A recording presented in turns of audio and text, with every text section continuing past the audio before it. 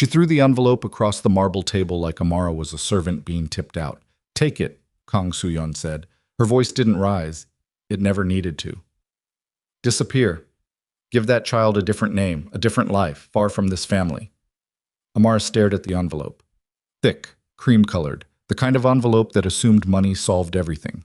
She was 28 years old, 4 months pregnant, and sitting inside a mansion that could have swallowed her entire apartment building. And the woman across from her, silk blouse, pearl earrings, hands folded like she was discussing a catering order, had just tried to buy her child's erasure like it was a line item on a ledger. Amara pushed the envelope back across the table. Soo-yeon's eyes went cold in a way that had nothing to do with temperature. "You don't understand what you're refusing," she said. "I understand perfectly," Amara said. "That's why I'm refusing. If you've ever been told your truth doesn't matter, if you've ever had someone look at you and see only what they could take or erase, then you already know exactly what Amara felt in that room. And if you want to know how far she had to go before she came out the other side, stay with us. Subscribe to the channel. Hit that like button. Drop your city and country in the comments right now. I want to see how far this story travels, because the woman who walked out of that mansion that afternoon was about to change everything.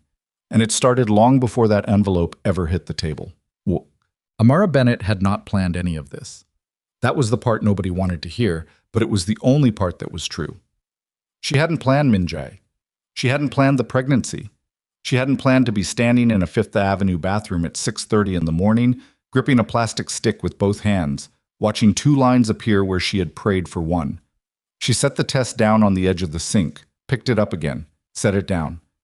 The tile was cold through her socks. The radiator in the corner knocked and hissed the way it always did when the weather dropped below 40.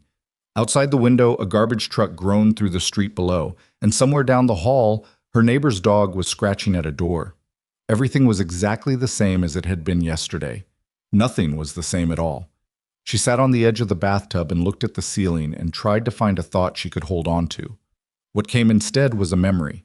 Min-jae at the Whitmore Gallery Gala, 8 months ago, standing in front of a Romar Bearden collage, with his hands in his pockets, and his expression doing something she hadn't expected from a man whose name made other men lower their voices. He looked like he was actually looking at it, not performing interest, not checking his phone, looking. She had walked over because it was her job. She was the curator, it was her event, and she was supposed to circulate. She had not expected him to ask a real question. Why did he cut everything apart before putting it back together? She'd blinked. That's actually the whole point. Tell me. Nobody said tell me like that. Not as a command, more like a door opening. She told him.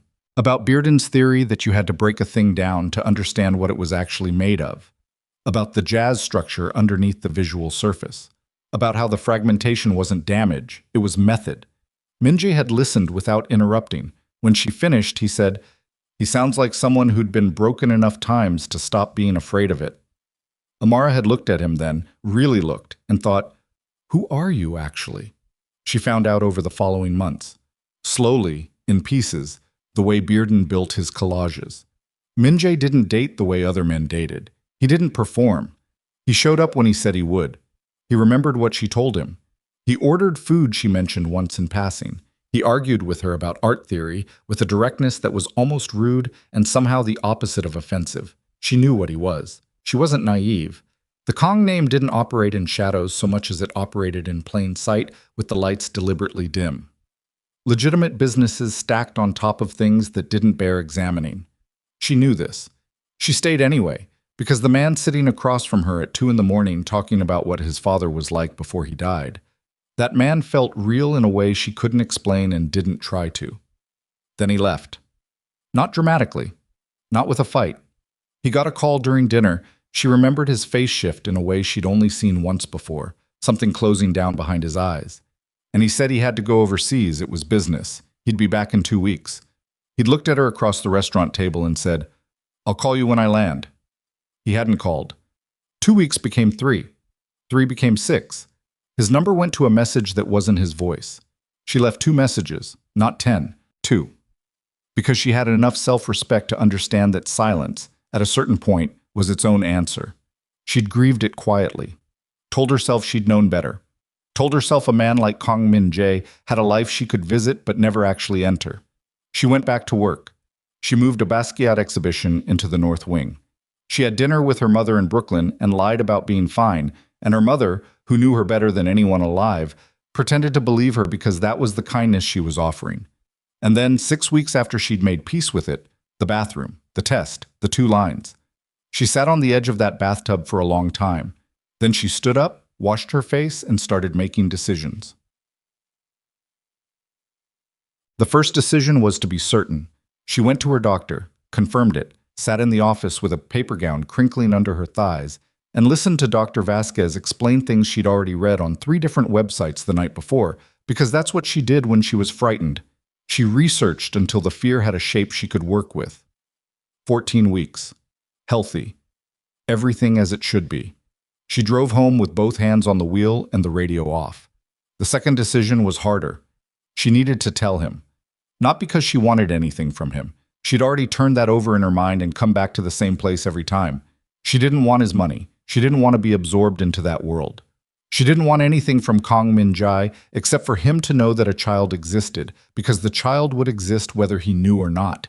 And she was not the kind of woman who made that choice for someone else. He deserved to know. Even if he'd gone silent, even if it was ugly, even if he wanted nothing to do with it. She made calls. Not to him directly. His personal number was dead, and she wasn't going to show up at his office like a scene from a bad drama.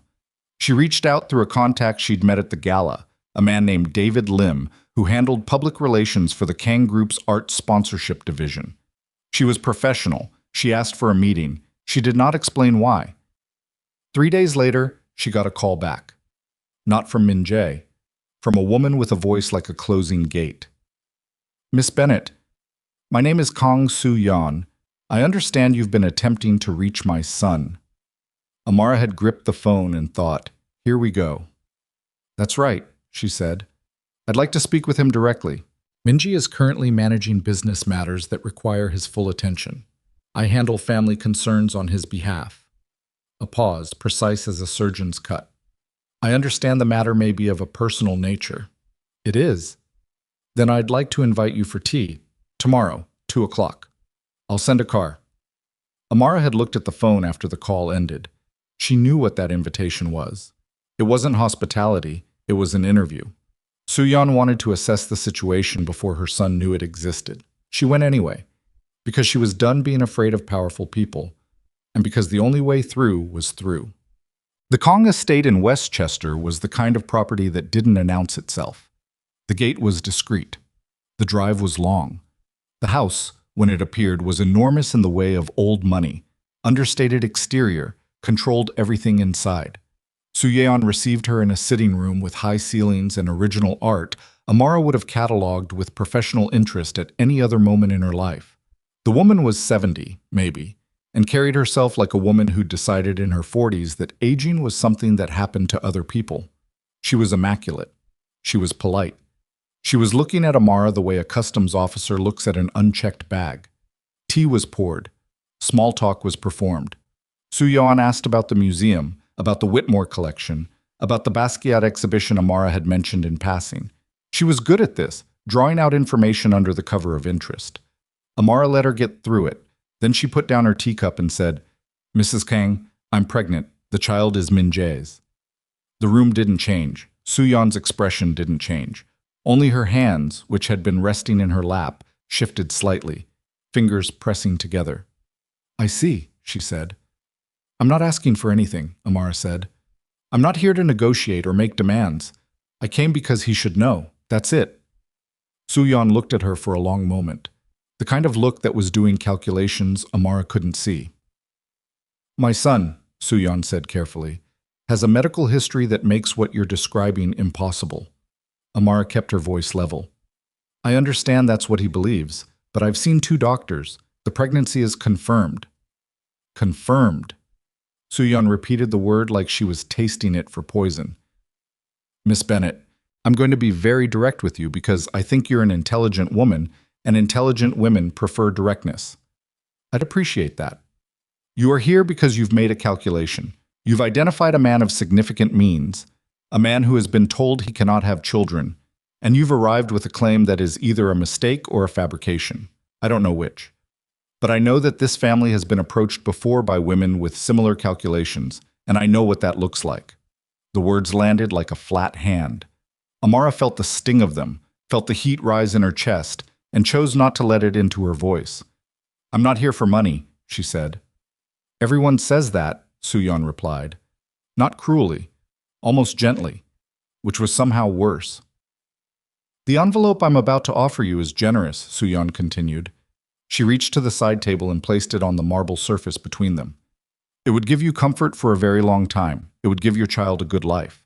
In exchange, this matter would be handled privately and quietly, and you would not contact my son or any member of this family again. Amara looked at the envelope. She thought about the bathroom floor this morning, cold through her socks.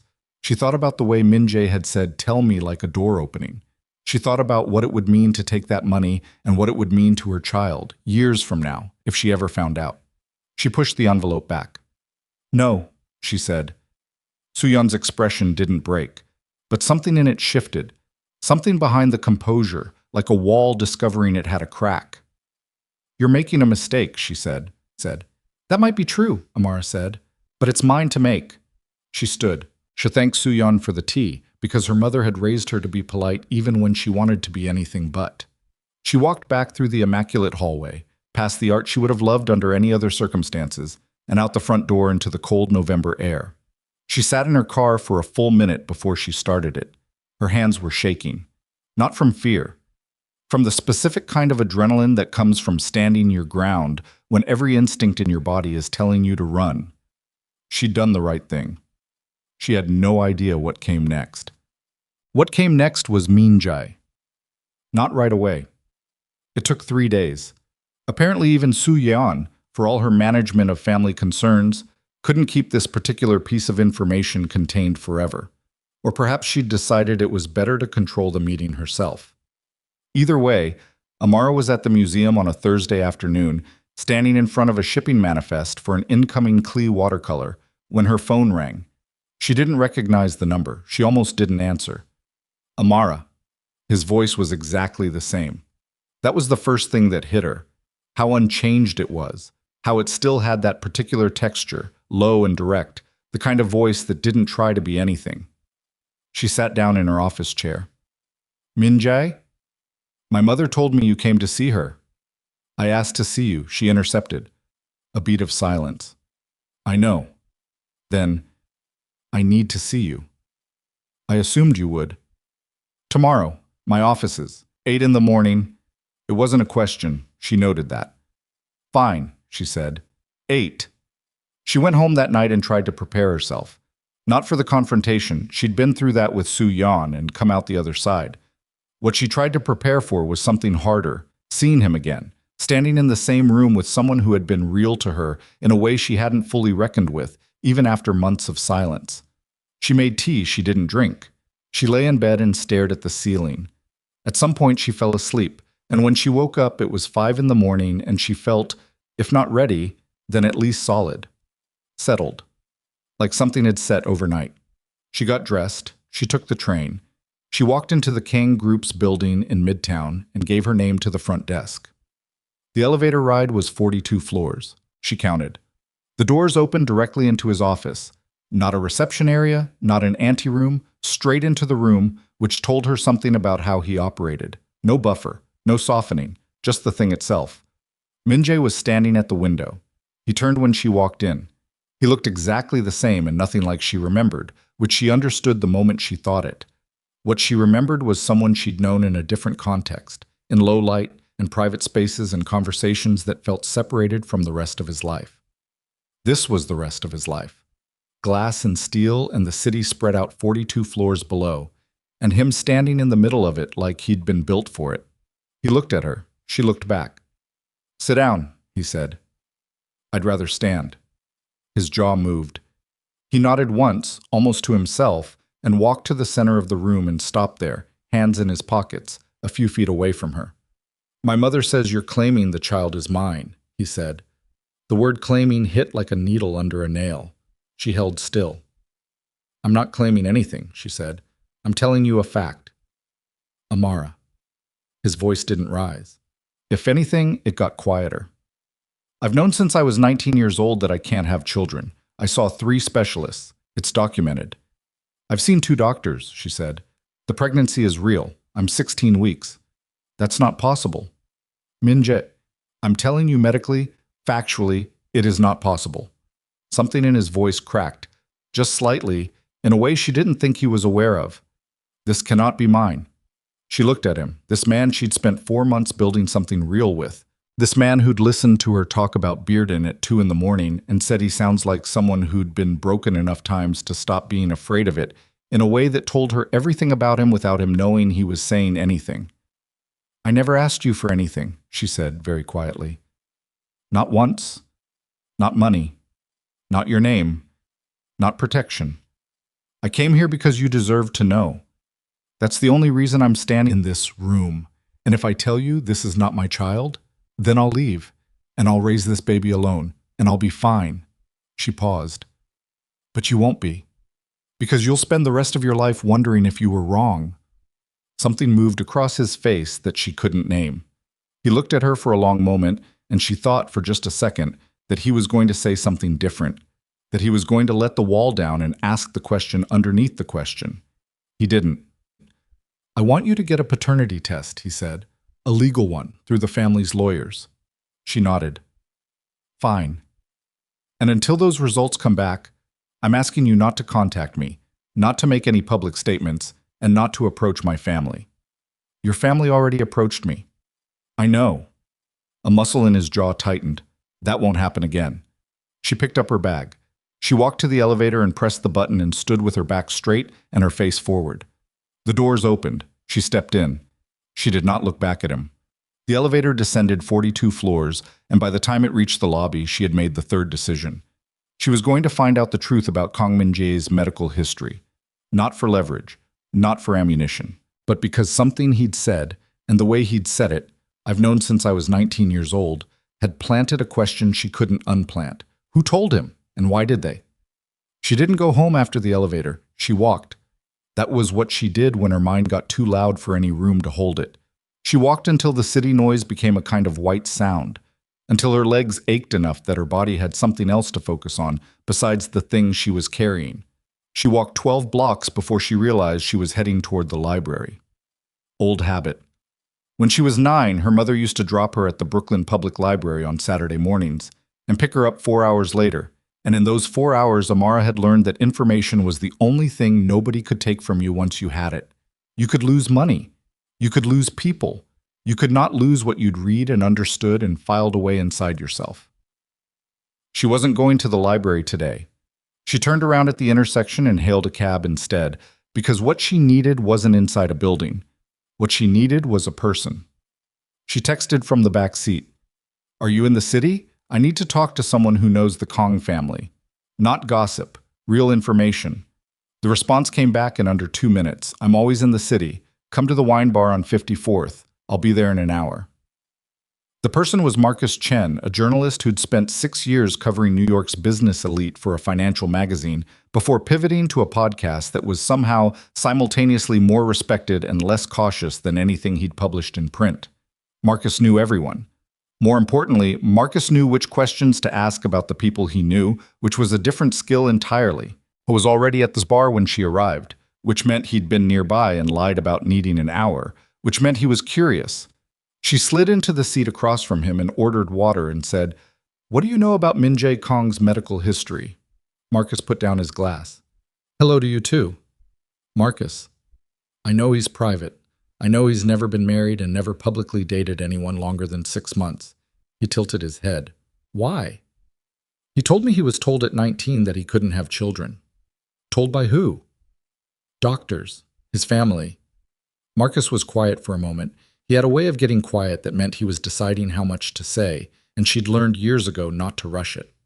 The Kang family, he said finally, has a very controlled relationship with information. Everything that goes out about them is managed. Everything. He turned his wine glass slowly by the stem. Soo-yeon Kang has been running that operation since her husband died 18 years ago, and the way she runs it, you don't get to be in that position without knowing that information is a weapon. Who has it? Who doesn't? What gets locked away? If someone wanted to falsify medical records, Amara said, keeping her voice completely level, for a member of that family, how hard would that be? Marcus looked at her for a long time. You're not asking hypothetically. No. Amara. He leaned forward slightly. What's happening? She told him. Not all of it. Some of it wasn't his to have. But enough. The pregnancy. The meeting with Su Yan. The envelope. Min-jae's certainty about his own infertility. When she finished, Marcus sat back and exhaled slowly. If Su Yan falsified his medical records, there'd be documentation somewhere. Original records buried under the amended ones. It would have required at least 2 or 3 people, a physician, someone in records, someone to make the payments disappear. He paused. That's not impossible for someone with her resources. But it's not easy to find either. I'm not looking for easy, she said. I'm looking for real. I know someone, he said after a moment. A woman who used to move in those circles. Min-jae's circles, specifically. She's not in them anymore. He picked up his phone. She might not talk to you. Ask her anyway. He looked at her. You sure you want to open this? Because once you do... I know, she said. Ask her anyway. Bus. Marcus's contact took 4 days to agree to a meeting. Those 4 days were not kind ones. On the first day, Amara noticed the car. A black SUV parked across from her building in the morning, gone by noon. She might have ignored it. This was New York. Black SUVs were not a novelty. Except that it was back the next morning, same spot, same angle. And the morning after that. She didn't say anything to anyone. She took photos on her phone, license plates included. She walked to work a different way. On the second day, she got a call from the museum's director, Gerald Whitmore, the same Whitmore whose family owned the gala where she'd met Min-jae, a detail that now felt like an asterisk on everything she'd thought was coincidence. Gerald said carefully that he'd been contacted by 2 of the museum's largest donor families, both of whom had expressed concerns about the direction of the Basquiat exhibition. Concerns of a professional nature. Concerns about curatorial judgment. What kind of concerns? She asked. They didn't get specific, Gerald said, in the tone of a man who knew exactly what was happening and didn't want to be seen knowing it. I'm sure it'll blow over. She said thank you and hung up and sat at her desk and felt the first real thread of fear pull tight in her chest.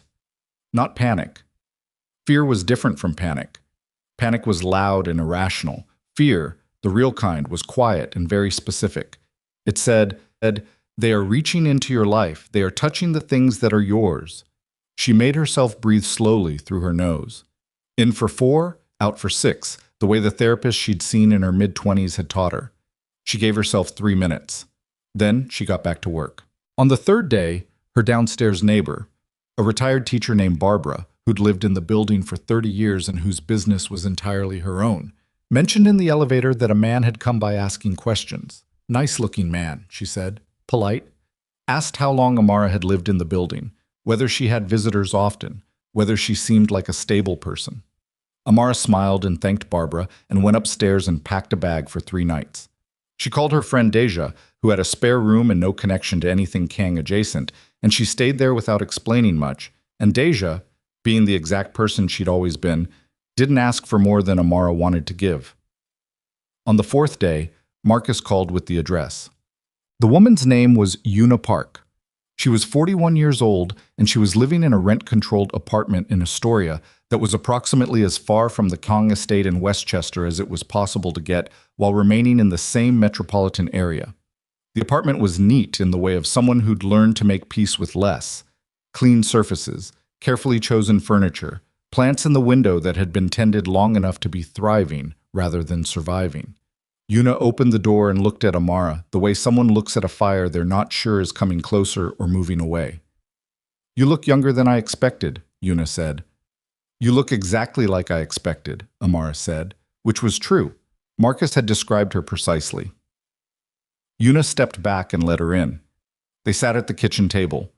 Yuna made coffee without asking if Amara wanted it, which she appreciated, and set the cups down and folded her hands around hers and said, Marcus says you're pregnant. Yes. And Min-jae is telling you it's impossible. Yes. Yuna looked out the window for a moment. One of the plants on the sill was flowering, small white things, delicate. He believes that, she said. I want you to understand that. He's not lying to you. He genuinely believes he can't have children. He has believed it for over 20 years. Because his mother told him. Because his mother arranged for him to be told. Yuna looked back at her. That's a very specific distinction. Amara felt something settle into place, a piece sliding into alignment. You know what she did.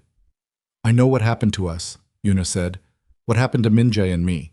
Whether that tells you about his medical records. She stopped. I was with him for 2 years, before Soo-yeon made it impossible. She stopped again, picked up her coffee cup, put it down. We were serious. He wanted to get married. He was 26, I was 24. He told me about his diagnosis, and it broke something in him to say it. I could see that. This man who held everything so close to his chest, and he was sitting in front of me with his hands on the table, and he was… She shook her head. He was so certain, like he'd been carrying it for years and finally set it down by saying it out loud. What did Soo-yeon do? Amara asked. She told him I'd been unfaithful. She had photographs. I still don't know how. Staged, real, it doesn't matter. They were convincing. She told him I was with him for the family's money, and the moment I found out he couldn't give me children, I'd started looking elsewhere. Yuna's voice stayed flat, but her jaw was tight. He believed her. Of course he believed her. She was his mother, the one person he'd trusted completely since his father died. And I was nobody to her. I was a test case. She wanted to see how he'd react when she pushed, and now she knew. Amara was quiet. She was thinking about Min-jae at the window of his office, the way something had cracked in his voice when he said, I've known since I was 19, not anger, something more specific than anger, the sound of a man repeating a wound so many times it had become a fact. The records, she said. You think Soo-yeon changed them? I don't think, Yuna said. I have a document. The silence that followed was the kind that had weight. Amara set her cup down. What kind of document? Yuna got up from the table. She went to the bedroom and came back with a manila folder, the kind that had seen enough time to have soft edges. The kind you kept at the back of a drawer for years because you weren't sure whether to use it or bury it. She placed it on the table between them and didn't open it. A doctor came to me 2 years ago, Yuna said. A man named Ryu. He'd worked at the clinic where Min-jae was treated at 19. He was sick, bad heart, and he said he needed to tell someone what he'd done before he couldn't anymore. She pressed her fingers flat against the folder. He said Soo-yeon came to the clinic before Min-jae's final consultation. She met with the attending physician privately. She paid a significant sum. And Min-jae walked out of that appointment believing something about himself that wasn't fully true. Wasn't fully true? Amara repeated. There were complications from the illness, real ones. The prognosis for fertility was difficult, not impossible, difficult. Yuna finally lifted the folder and opened it. Inside were photocopies, medical letterhead from a clinic, handwritten notes, a typed statement signed at the bottom. Ryu amended the original records to show permanent infertility. Soo-yeon wanted a diagnosis that would never be questioned. Difficult was too soft, too open to doubt. She slid the pages across to Amara.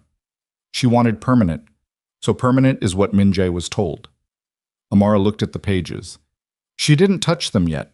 She read what she could see from where she was sitting, and what she read was careful, specific, the language of someone confessing in writing because the spoken version had already been given and there was nothing left to lose. She looked up at Yuna. Why didn't you go to Min-jae with this? I tried, Yuna said. Once. 3 years ago, after Ryu came to me. I sent a message through someone who still moved in those circles. I asked for 15 minutes. I got a response from Soo-yeon's office, not Min-jae's, telling me that any further contact from me would be met with legal action. She smiled, and there was nothing warm in it. She monitors everything that reaches him. She always has. Anyone who might tell him something she doesn't want him to know, she cuts off before they can get close. Amara thought about Gerald's phone call, the donor families, the professional concerns. She's already started, Amara said. On me. Yuna nodded, unsurprised. She moves fast when she's threatened. She doesn't think I'm a threat, Amara said. She thinks I'm an inconvenience. That's worse, Yuna said quietly. Threats she takes seriously. Inconveniences she removes. Amara walked out of Yuna's apartment with the photocopied documents in her bag and the specific kind of clarity that comes not from certainty, but from finally having the shape of the problem. She knew what had been done. She knew who had done it. The question was what to do with it. She thought about this on the train back into Manhattan, watching the elevated tracks give way to the tunnel's darkness and feeling the particular rhythm of the subway car, that uneven rocking that New Yorkers learn to stand through without holding on. She stood without holding on and thought it through from every angle she had. She could go to Min-jae directly, walk back into his office, put the documents on his desk, and let him reckon with it. But Soo-yeon would know within hours, probably within minutes, given how thoroughly she filtered what reached him. And Amara had watched how Soo-yeon operated. Direct approach meant the documents would be questioned, challenged, possibly disappeared. Min-jae's trust in his mother had been built over decades. Amara had 4 months of history with him, 4 months that ended in silence. She had no illusions about which one he'd believe first. She could go to Marcus. Let him do what journalists do with information like this. But that was a weapon pointed in all directions at once, and there was a child in her body, and she was not interested in being at the center of a media story while 17 weeks pregnant. She could wait. The thought arrived quietly, like most of the most important thoughts did. She could gather more. Let Soo-yeon keep moving, keep reaching into her life, keep making mistakes the way people who underestimate their opposition always made mistakes. Soo-yeon thought she was dealing with a woman who could be frightened into leaving. She hadn't adjusted for the possibility that Amara Bennett didn't frighten the way she expected. The train pulled into her stop. She walked home, not to Deja's, to her own apartment, because she was done being managed out of her own life. And she unlocked her door and went inside and stood in the kitchen making dinner while the sun went down and the city settled into its evening noise. Her phone buzzed twice. Unknown numbers. She let both go to voicemail. She ate. She cleaned up. She sat on the couch with the photocopied documents spread on the coffee table in front of her and read them properly, slowly, the way she read anything she needed to understand completely. At 9:15, her phone rang again. This time it was a number she knew. Not Min-jae's, not Soo-yeon's, but one she'd stored after the first day she'd seen the SUV. The contact she'd set up quietly, just in case. She answered. "Miss Bennett." The voice on the other end was male, middle-aged, careful. "My name is James Seo. I'm an attorney. I've been retained by Kang Min-jae to inform you that a petition is being prepared for the court to require a verified paternity examination to be conducted at a facility of the family's choosing, with results to be reviewed by the family's legal team prior to any further discussion. Amara felt a very specific sensation move through her chest. Not surprise. Not quite. "He's petitioning for paternity testing," she said. "That's correct. And the results would be reviewed by his family's legal team before he sees them." A pause. Brief. "That is the arrangement as proposed, yes." She was quiet for a moment, not because she needed to think about her answer, because she needed to think about what she was about to say very carefully. "Tell Mr. Kang," she said, "that I'm happy to do a paternity test, through a facility of my choosing, with results delivered directly to both of us simultaneously. No intermediaries," she paused. "And tell him that if his family touches my career again, or sends anyone to ask my neighbors questions, or parks a car outside my building, I will have a conversation with a journalist. I know that will be extremely inconvenient for the Kang Group's legitimate business interests." Another pause. Longer this time. "I'll convey that message," Seo said. "Thank you," she said pleasantly, and ended the call. She sat back on the couch. Her heart was hammering. She pressed one hand flat against her sternum and breathed through it, counted it down, felt the hammering slow. She looked at the documents on the coffee table. Soo-yeon had spent 20 years building a prison around her son's sense of himself. She'd taken a difficult prognosis and turned it into a wall. She'd destroyed his relationship with Yuna, and who knew how many other connections before and since. She'd created a version of Min-jae that was easier to manage, a man who believed himself incomplete, who had closed off the part of himself that might have built something outside her reach. And now Amara was sitting here, carrying the evidence that the wall was a lie. The question was no longer whether to use it. The question was whether she could get it to Min-jae before Soo-yeon realized exactly what she had. She picked up her phone and texted Marcus. I need two things: a family law attorney who isn't connected to anyone in the Kang Group's orbit, and a way to get something to Min-jae directly. No intermediaries, no family office, no lawyers. Him. She watched the dots appear and disappear twice before his response came through. The attorney I can do. The second one, I might know someone on his personal staff. No promises. But maybe. She typed back. That's enough. Thank you. She set the phone down and looked at her apartment. The books stacked on the windowsill, the print from the Bearden exhibition she'd hung above the bookcase, the small imperfections of a life built carefully over years. And she understood with perfect clarity that none of it would look the same on the other side of what was coming. She wasn't afraid of that. She was afraid of exactly one thing, that Min-jae would find out the truth about his mother and choose not to believe it. Not because he lacked the evidence, but because belief, at a certain depth, had nothing to do with evidence. It had to do with what you could bear to see. She didn't know him well enough to be sure which way he'd go. She only knew that she was going to give him the chance to choose, and what happened after that was the one thing in this entire situation that was not hers to control. Outside, the black SUV was back. She saw it from the window, same spot, same angle, the driver's face invisible behind tinted glass. She let the curtain fall back into place, turned off the kitchen light, and went to bed. She did not sleep for a long time, but she did not move out of her apartment again. The attorney Marcus found was named Patricia Osei. She was 53 years old, operated out of a small firm in Tribeca, and had spent 20 years doing exactly the kind of work that required not being connected to the kind of people who might want to suppress it. She had handled 3 cases involving high-net-worth families and falsified documentation, and she had won 2 of them. The third, she told Amara at their first meeting, she had lost on a technicality that still made her angry when she thought about it, which was why she thought about it often. Good, Amara said. I need someone who stays angry. Patricia looked at the documents from Yuna's folder, spread across the desk between them. She read slowly. She did not react visibly, which was a skill Amara respected. When she finished, she looked up. Where did these originate? A physician named Ryu. He worked at the clinic. He came forward 2 years ago to a woman who was formerly involved with Kang Min-jae. Is Ryu available to give testimony? Amara had asked Yuna this question before she left Astoria. The answer had been delivered quietly, with a small tightening around Yuna's eyes that said more than the words. He died 14 months ago, Amara said. Cardiac event. Patricia was quiet for a moment. Convenient. That's what I thought. His written statement is here. Patricia tapped the page. Signed and dated. Depending on authentication, this could carry significant weight. But it's a copy. We need the original, or a notarized version, or both. She looked up. Can your source produce that? I'll ask.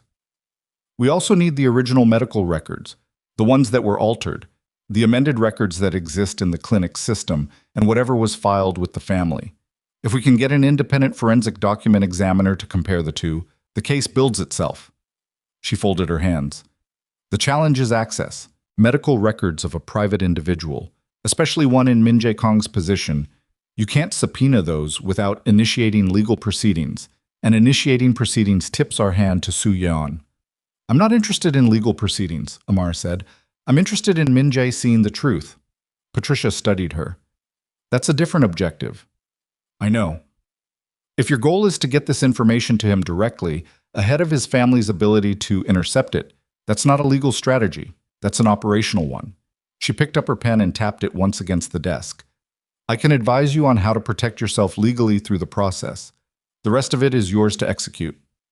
That's fine, Amara said. That's what I need. She left the office with a clearer sense of the ground she was standing on and a shorter list of what she could control. Patricia would document everything. Patricia would ensure that any move Soo-yeon made against Amara's career or livelihood would have a legal response waiting. That was the shield. The sword was something else. Marcus had texted while she was in the meeting. His personal assistant is a man named Thomas Park. Not family, not loyal to Soo-yeon. He's loyal to Min-jae specifically. I've had coffee with him twice. He's discreet, but he's not a wall. Want me to reach out? She typed back, yes. But carefully. If Soo-yeon finds out we're trying to reach him directly, she'll move faster than we can. I know. Give me a few days. A few days was what she had. She felt it like a clock she couldn't see, ticking at a rate she could only estimate. 4 days later, the thing she hadn't anticipated happened. She was at the museum. Late afternoon, the galleries quieting as closing time approached, the particular hush that fell over the building after the last school group left. She was in the back office reviewing acquisition proposals when Gerald Whitmore appeared in the doorway with an expression she'd never seen on him before. He looked like a man who'd been asked to do something that disgusted him and had decided to do it anyway. "Amara," he said, "do you have a moment?" It wasn't a question. She set down the papers. "Of course." He came in and closed the door and didn't sit down, which told her this was going to be short. Gerald always sat down when it was going to be a real conversation. Standing meant it was already decided. "I've had a formal request from 2 members of our board," he said, "requesting a review of your position." The clock she couldn't see jumped several ticks forward. "A review," she said. Her voice came out level, which she noted with a distant kind of satisfaction. "A professional review. They've raised concerns about judgment, about decisions made in the curatorial process, specifically regarding several acquisition choices in the past 18 months. He wasn't looking at her directly. He was looking at the space slightly to her left, which was what he did when he was ashamed of himself. "I want you to know this isn't my doing." "I know," she said, because she did. Gerald was a weak man, not a cruel one. There was a difference. The review process would take 60 to 90 days, during which time your day-to-day responsibilities would be, he stopped, tried again. Adjusted. Suspended, she said. Reduced, he said, in the tone of someone insisting on a euphemism. She looked at him. This man who'd hired her 7 years ago and told her she was the best curatorial eye he'd encountered in a decade. This man at whose gala she'd met Min-jae and had the conversation that changed everything, in a room full of Whitmore money and Whitmore art and Whitmore assumptions about who belonged and who didn't. "Which board members?" she asked. "I can't. The process requires—" "Gerald," she kept her voice even. "Which families?" He looked at the floor. Park and Cho. Both names were in the orbit of the Kang Group's donor network. She'd have bet on it before she asked. "I'll cooperate with the review," she said. "I want everything in writing, every concern, every specific allegation, every piece of documentation they're basing this on. In writing, formally, within 5 business days. If I don't receive that, I'll have my attorney contact the board directly." She stood up. "Is that all?" Gerald looked like he wanted to say something else. He didn't. "That's all," he said. He left. She sat back down and looked at the acquisition proposals on her desk and thought, with a cold and very specific clarity, that Soo-yeon had decided to stop being subtle. The woman wasn't trying to frighten her away anymore. She was trying to dismantle her. Well, Amara called Patricia from the parking garage beneath the museum, standing between 2 concrete pillars with the phone pressed to her ear because she needed the specific privacy of that ugly space. No windows, no street-level exposure, just the smell of exhaust and the distant sound of the elevator. Patricia listened. When Amara finished, there was a brief, charged silence. "She's escalating because she's scared," Patricia said. "You pushed back on the legal petition. You didn't disappear when she offered money. She's recalibrating." "She's going after my livelihood," Amara said. "That's not a recalibration. That's a decision." "Yes." No softening in Patricia's voice, which Amara appreciated. "It means she's moved from wanting to manage you to wanting to break you. Those are different modes. We need to move faster." "Marcus is working on the access to Min-jae's assistant. A few days," he said. "We don't have a few days anymore?" Patricia said. "She's just shown you what she's willing to do. The next step is harder. Her attorneys file something. They manufacture a paper trail of professional misconduct. They make the board review stick. If that happens, your credibility as a witness to anything becomes compromised. She knows that." Amara pressed her back against the concrete pillar. The cold came through her coat. "What do you need from me?" "Get me the original of Ryu's statement from your source. Get me anything else she has, correspondence, additional documents, anything Ryu gave her directly. I'm going to build a file that is airtight before we present it to anyone." A pause. "And tell Marcus to move on the assistant. Today, not in a few days." "Okay." "Amara." Patricia's voice shifted just slightly. Not softer, more direct. "You're doing the right thing. I need you to hear that. not as comfort, but as a factual assessment. What Su Yeon-kong did to her son is a form of abuse dressed up as protection. What she's doing to you is targeted harassment. The law is on your side. The evidence is building. But none of that matters if she succeeds in making you look unstable or dishonest before Min-jae can see what's real. She paused. Don't give her that. Whatever happens in the next 72 hours, don't give her that. Amara closed her eyes for a second, just 1 second. I won't, she said. She hung up and called Marcus and said, today, whatever it takes. Thomas Park agreed to meet in person, not at his office, obviously, not anywhere connected to the Kong Group's footprint. He chose a coffee shop in Jackson Heights, far enough from Midtown to feel like a different city, small enough that the kind of people who worked in glass towers didn't usually wander through. He was younger than Amara had expected. Mid-30s, careful eyes, the particular posture of someone who'd learned to be unremarkable in rooms that noticed everything. He was already there when she arrived, sitting with a coffee he hadn't touched, watching the door. She sat across from him. Marcus vouches for you, he said. No preamble. I know. That's not nothing. He turned the coffee cup in his hands. But I need you to understand what I'm risking by being here. I understand. Do you? He looked at her steadily. I've worked for Min-jae for 6 years. He's not what people think he is. The things his family does, the way that organization operates. He keeps himself at a distance from the worst of it. He's not clean. Nobody in that structure is clean, but he's not... He stopped, started again. He's a man who got trapped in something before he understood what it was. And I've watched his mother manage that trap for 6 years. So when I say I'm risking something by being here, I mean I'm risking the one job I've ever had where I believed I was helping someone worth helping. Amara was quiet for a moment. I'm not here to destroy him. Then what? I need something to reach him, directly. Not through his office, not through the family's legal team, not through anyone Su-yeon can intercept. She reached into her bag and removed a sealed envelope. Inside was a copy of the documents.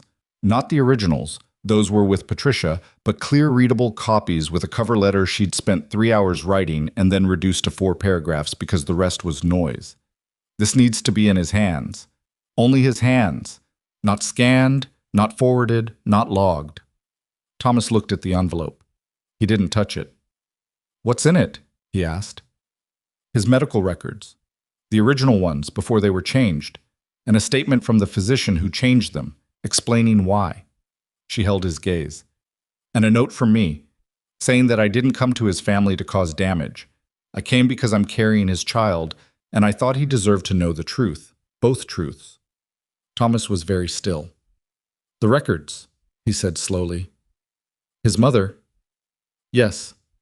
He looked away, out the window, at the street where the afternoon was moving through its ordinary business.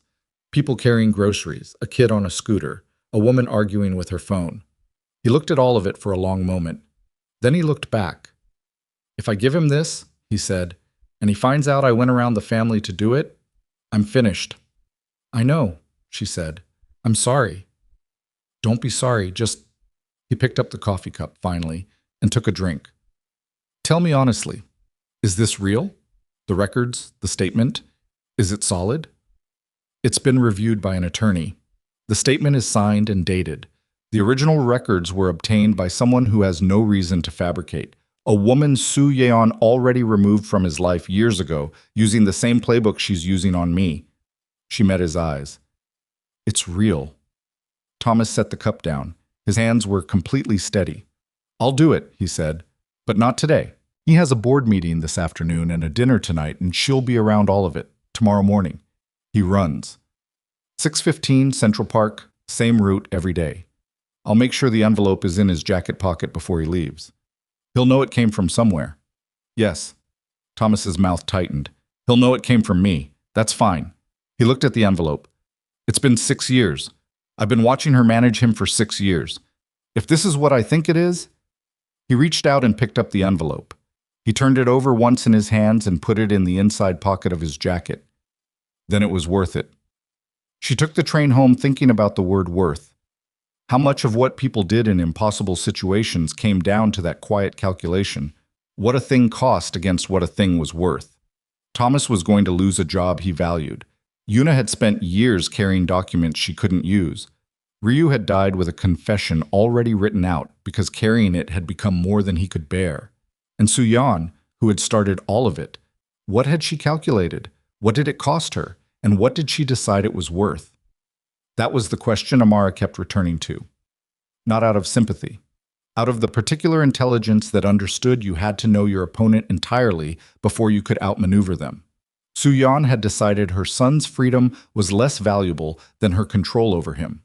She'd decided the truth was an obstacle rather than a foundation. She'd decided, at some point, that love and management were the same thing. That was the mistake. That was the crack in the wall. Min-jae called her at 7:43 the next morning. She was already awake. She'd been awake since 5, lying in the specific darkness of early morning with her hand resting on the curve of her stomach that was only just beginning to be visible, listening to the city come alive in stages the way it always did. First the trucks, then the voices, then the particular increase in ambient noise that meant the day had properly started. When her phone rang and she saw the number, not the deadline he'd had before, a new one she didn't recognize but that came through with a Midtown area code, she knew before she answered. "Get somewhere private," he said. His voice was different, not quieter. Something had been stripped from it, some layer of management and containment that she'd always sensed was there and never heard completely removed until now. "I'm home," she said. "I'm alone. Don't go into the office today. Don't go anywhere associated with the museum." His breath came through the line sharp, uneven. "My mother's attorneys are filing something this morning. I just found out. I didn't—" He stopped. She heard him exhale. "I didn't know about it until an hour ago." "What kind of filing?" "A petition to establish that your pregnancy constitutes a fraudulent claim against the Kong estate. They're going to argue the child isn't mine and that you've been deliberately—" He stopped again. She could hear something in the background, a door closing, footsteps, then silence. He'd moved somewhere private. "They're going to try to get ahead of the paternity test. Make the legal record show misconduct on your part before the results exist." Amara felt the floor shift under the whole situation. Not fear, recognition. Suyan had moved the timeline up. Someone had told her the envelope was coming, or she'd seen something in Thomas's behavior, or she'd simply decided that waiting was more dangerous than striking first. "Min-jae," Amara said carefully, "did you read what was in the envelope?" A pause. Long enough that she knew he had. "Yes," he said. "All of it?" "Yes." His voice cracked on the word. Not broke. Cracked. Like something under enormous pressure finding the single weakest point. "I need you to tell me where these documents came from. I need to know the chain, every person who touched them." She told him. Everything. Yuna, Ryu's original confession, Patricia authenticating the copies, Thomas getting the envelope to him. She told him all of it because he deserved all of it, because the truth didn't have a more and a less. It was whole or it was nothing. When she finished, there was a silence that had a different quality than the ones before it. Not the silence of a man deciding whether to believe her. The silence of a man who already believed her and was somewhere much more difficult than doubt. "I need to see the originals," he said. "Today. Not at my office. Not at anywhere connected to the family." He named a hotel in Midtown, a conference room, 2nd floor. "Noon. Bring your attorney if you want." "I'll bring her," Amara said. "Good." Another pause. "Amara." "Yes." His voice, when it came, was stripped down to something she hadn't heard from him before. Not cold, not controlled, just raw.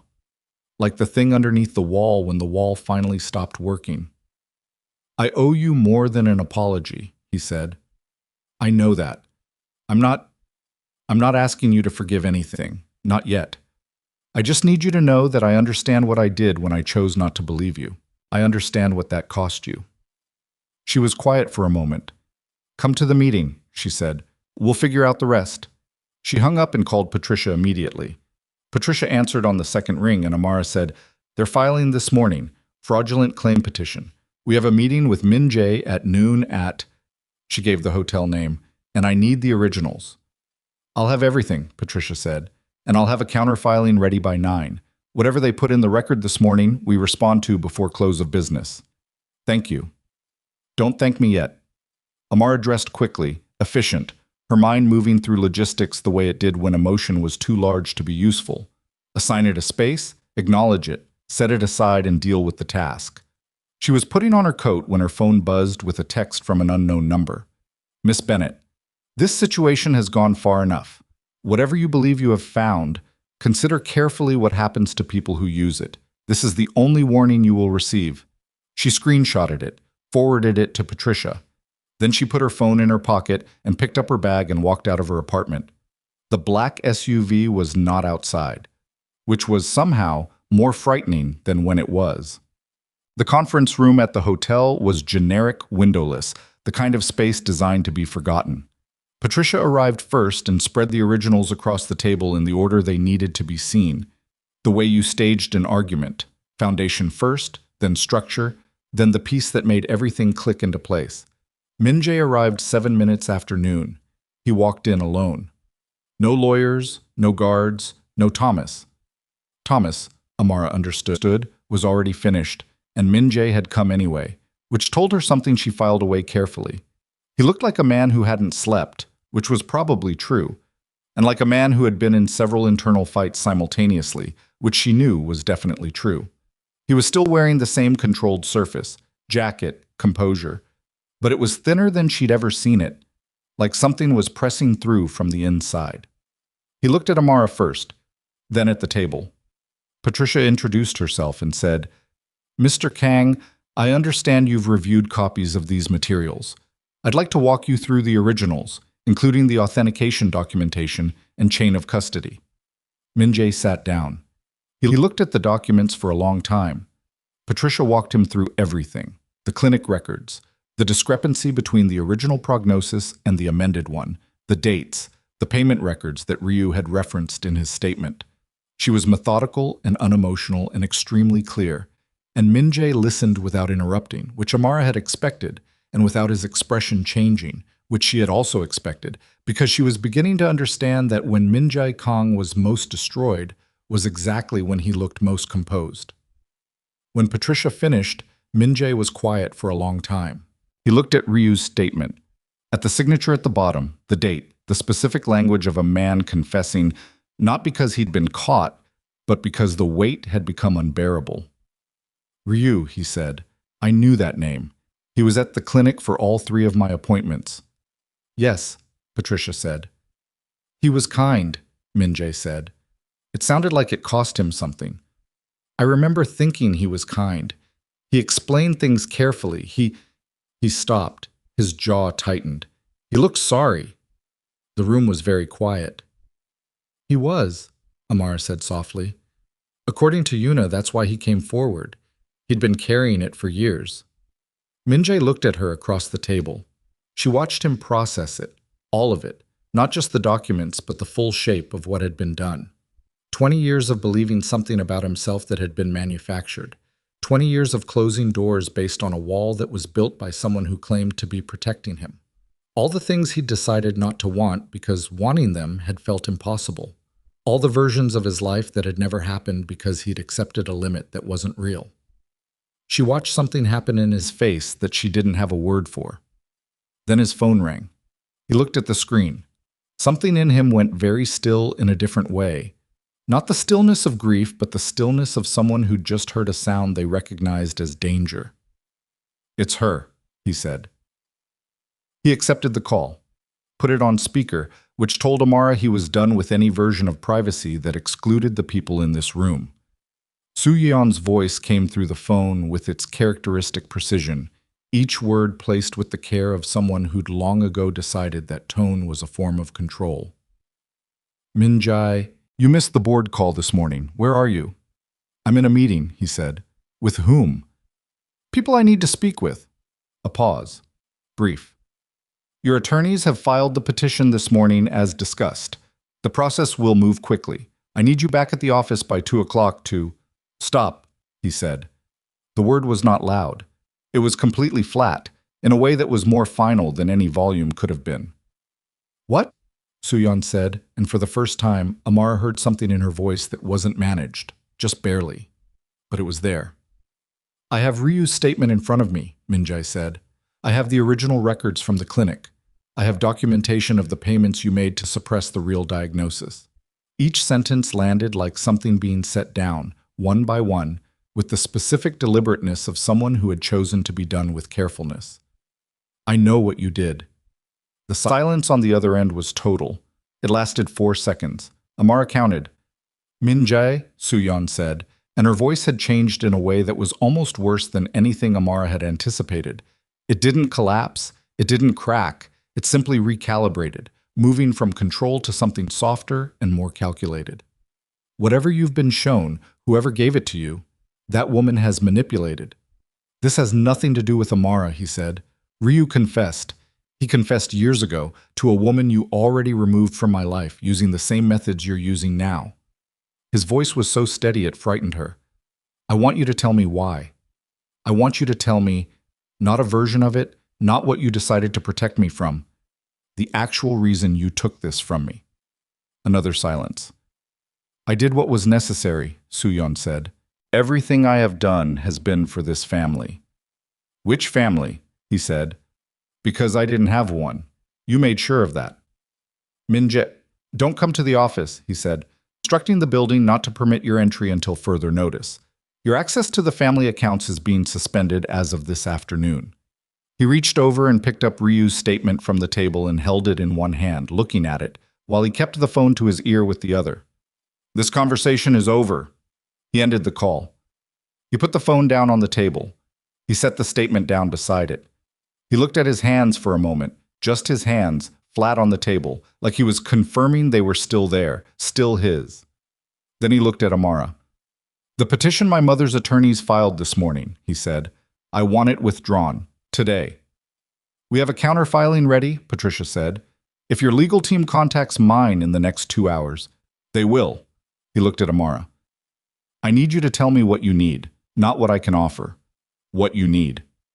Amara thought about it carefully, about what she'd said to Patricia early on, not legal strategy, operational, about what it had taken to get here, every step of it, the car outside her building and Gerald's ashamed face and Yuna's kitchen table and Thomas on a train home knowing his job was over.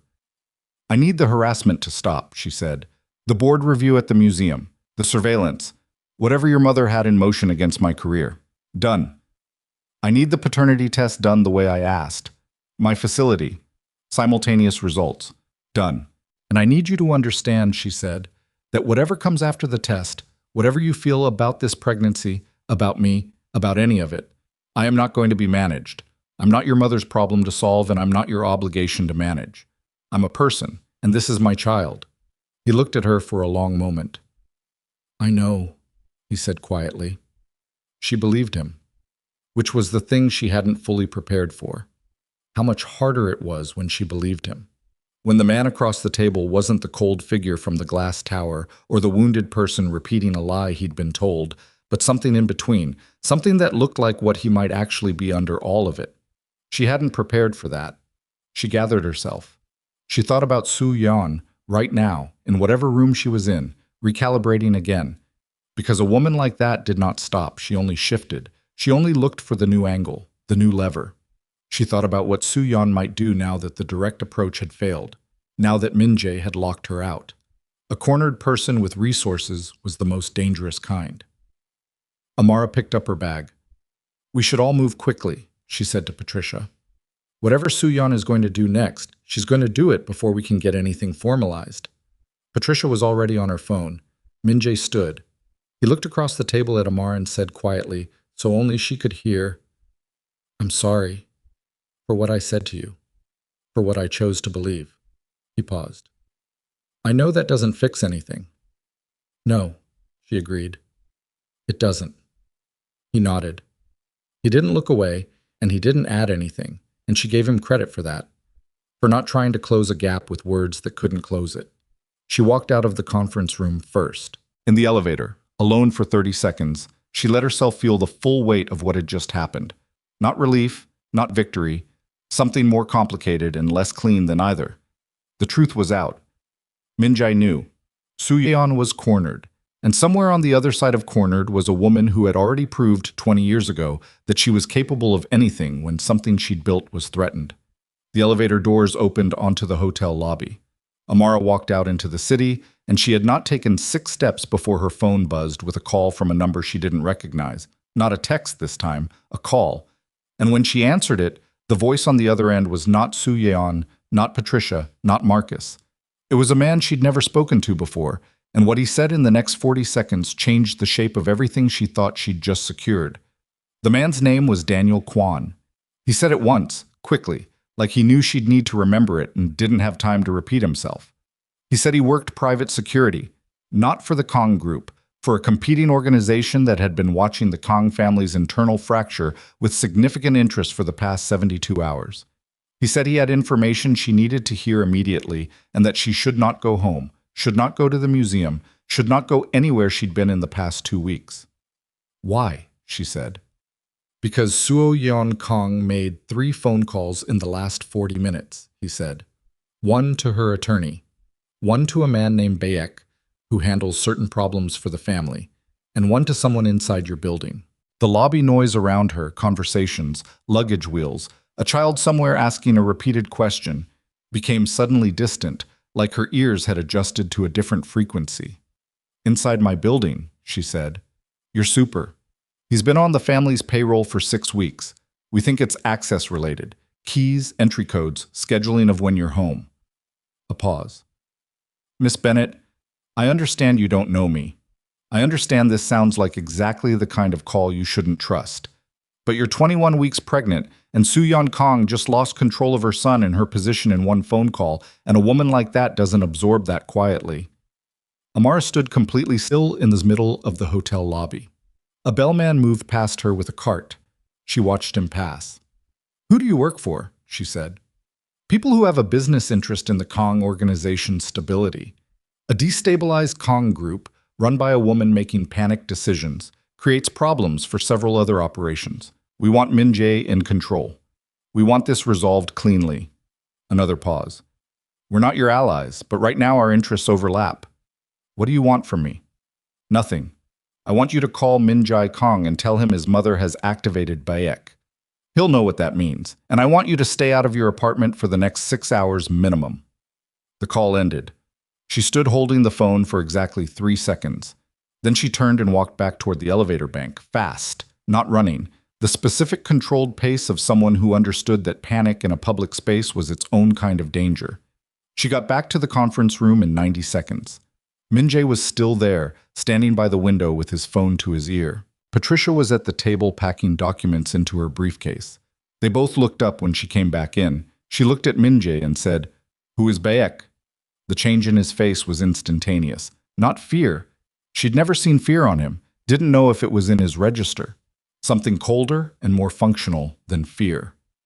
The kind of response that had its own built-in momentum. He lowered his phone. "Where did you hear that name?" "I just got a call. A man named Daniel Kwan. He said your mother called someone named Baek 40 minutes ago." She watched Min-jae's jaw go rigid. "He said I shouldn't go home." Min-jae said something sharp and low in Korean that she didn't understand and didn't need to.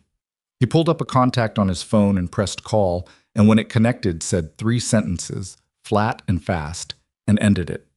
He looked at Patricia. "Do you have everything original? Everything?" "In the briefcase," Patricia said. She was very still, watching him, the professional composure doing its job while her eyes did something else entirely. "Don't go back to your office," he said to her. "Have someone you trust hold that briefcase tonight. Not your office, not your home if it's registered anywhere. The Kang family's attorneys might know." He looked at Amara. "You're coming with me." "Where?" "Somewhere she doesn't control." He was already moving toward the door. "Kwan's right. He's someone my mother has used before for situations she considers urgent." His voice was flat, operational. "He doesn't frighten people. He resolves them."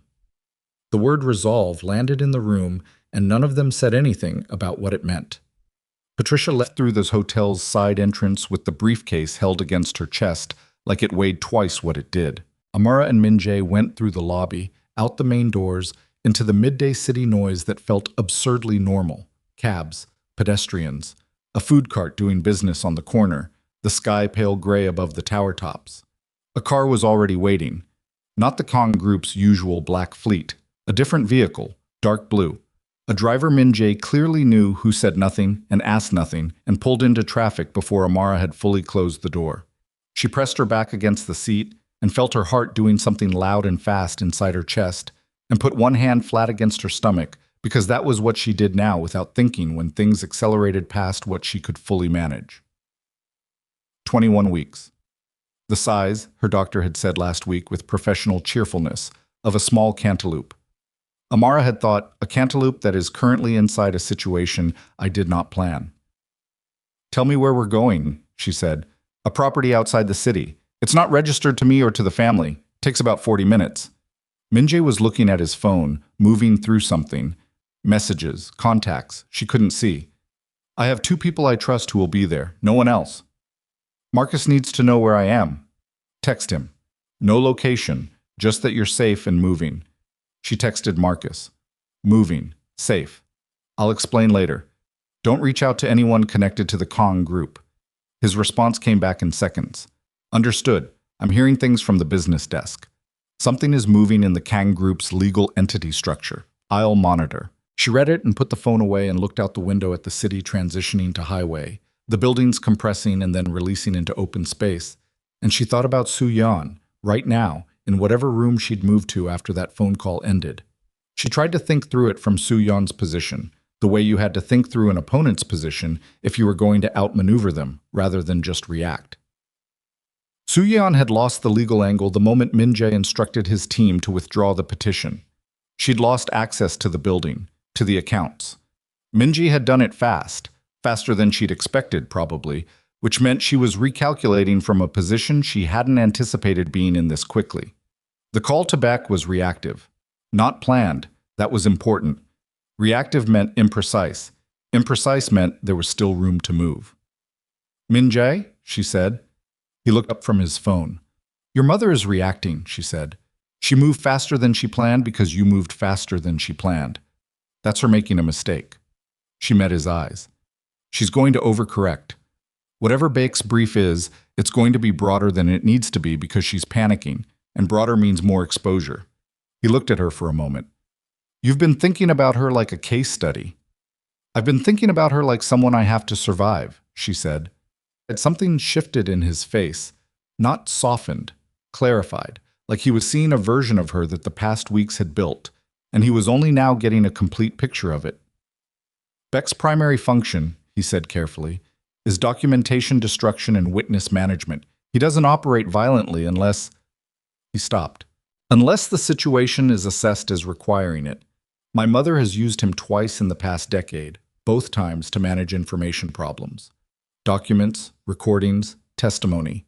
He paused. "He would see you as an information problem. The documents are with Patricia. Baek doesn't know that. He thinks I have them." "Yes." She thought about that, about what it meant to be the person someone thought was holding something dangerous when the actual thing was 40 minutes away in a briefcase, about how you used that wrong assumption. "She doesn't know about Yuna," Amara said. Min-jae was very still. "What?" "Soo-yeon doesn't know Yuna still has the originals. The copies we gave. Patricia came from Yuna's documents. Your mother knows about Ryu's statement because Ryu came forward. But Yuna has been sitting on her copies for 2 years, and Soo-yeon removed her from your life and then stopped watching her. She's not a current threat in your mother's calculation." She looked at him. "She doesn't know Yuna is the source." Min-jae understood what she was saying. She watched him understand it. "If Soo-yeon's focus is on you," he said slowly, "and on whatever she thinks you have, then Yuna is untouched, and Marcus has contacts, and Patricia has the authenticated originals in a location Soo-yeon can't map." She paused. "Your mother is chasing the wrong person." He looked at her for another moment, then he picked up his phone. The property was a house in Connecticut, 45 minutes out, the kind of place that existed specifically to be unremarkable. A residential street, mature trees, a house that was neither too large nor too small to draw attention. The car pulled into the garage and the door came down behind them before they got out. Inside were 2 men, both of whom clearly knew Min-jae, and clearly had received instructions before arriving. They were introduced only as Juan and Su-jin, and they had the specific posture of people who had prepared for several outcomes and were calm about all of them. Amara sat at the kitchen table and ate something, because Patricia had told her early on that when things accelerated, she needed to eat and sleep in the gaps, regardless of whether her body was asking for it.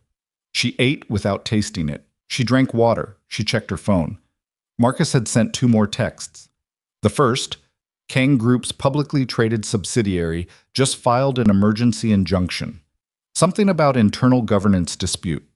Business press is starting to ask questions.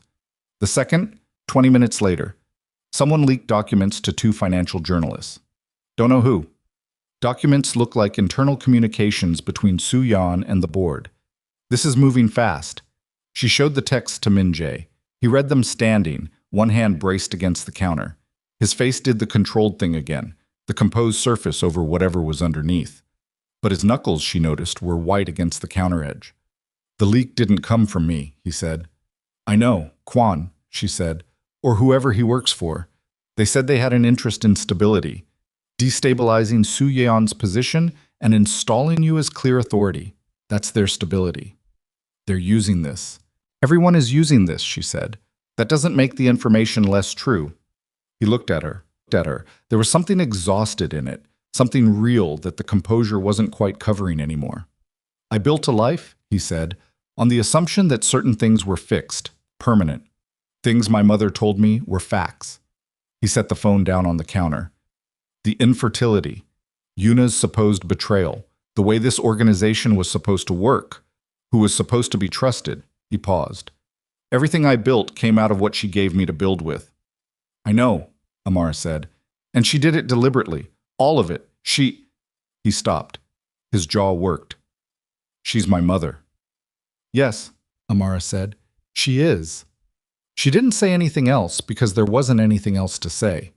This was the part that documentation couldn't reach, that legal filings couldn't touch. This was the wound underneath the wound, and she had enough respect for him to not try to manage it. He stood there for a moment. Then he straightened and picked up the phone and made a call to someone in his legal team, and the operational register came back, controlled and specific, because that was also who he was. A man who could hold enormous pain and function through it, which was not always a virtue, but was in this case a necessity. The afternoon moved. Patricia called to confirm the documents were secure. Yuna responded to Amara's text with a single line. I've been waiting 2 years for this. Tell me what you need. Marcus monitored the business press and reported back in intervals.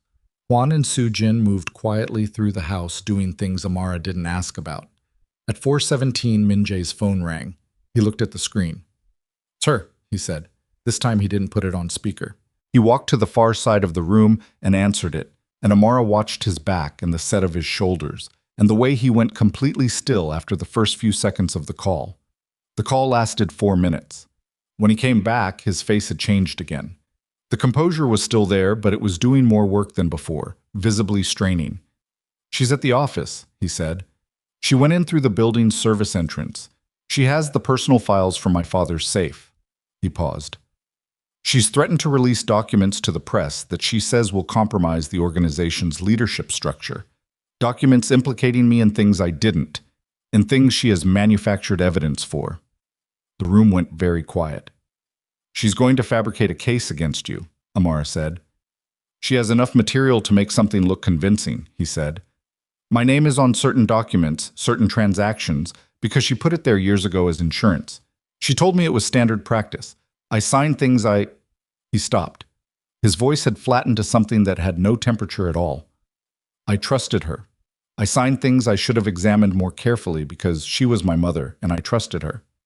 Amara thought about Ryu looking sorry, about Yuna's kitchen table and the soft edges of the manila folder, about the specific shape of what Su-yeon had done, which was not cruelty for its own sake, but the patient, systematic building of a cage, every bar installed over years, each one ordinary enough to seem like love.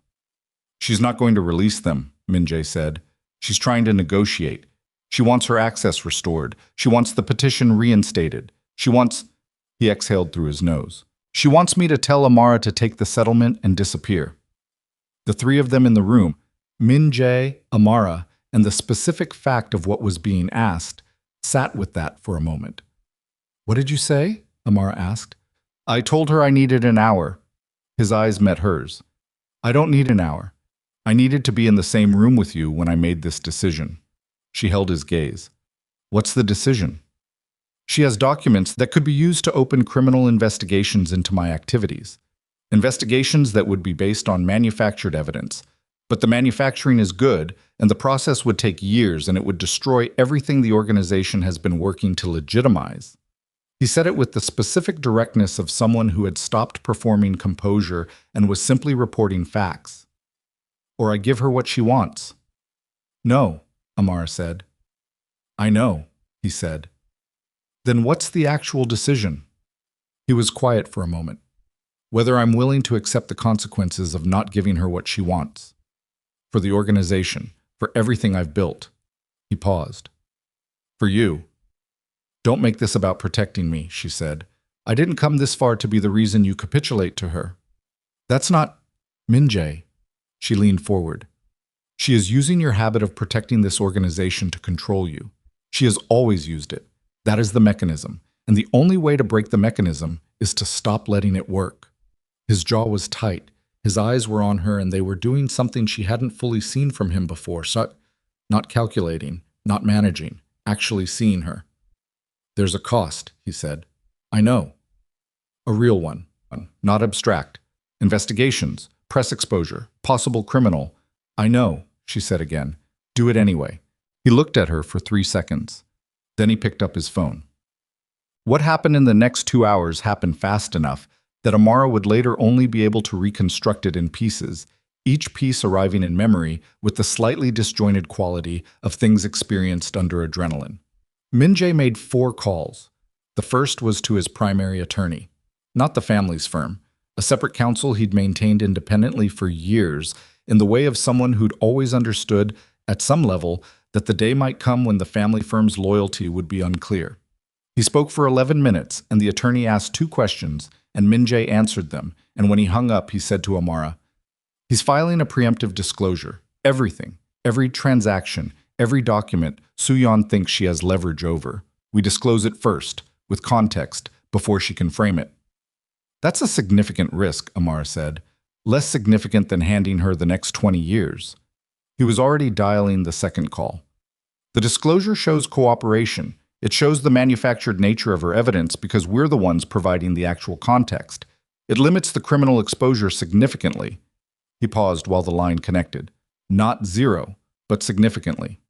The second call was to someone in the organization's internal security structure, someone whose loyalty was to Min-jae, and who, based on what Amara could piece together from one side of the conversation, immediately began the process of revoking every access credential Soo-yeon had to every system in the Kong Group's network.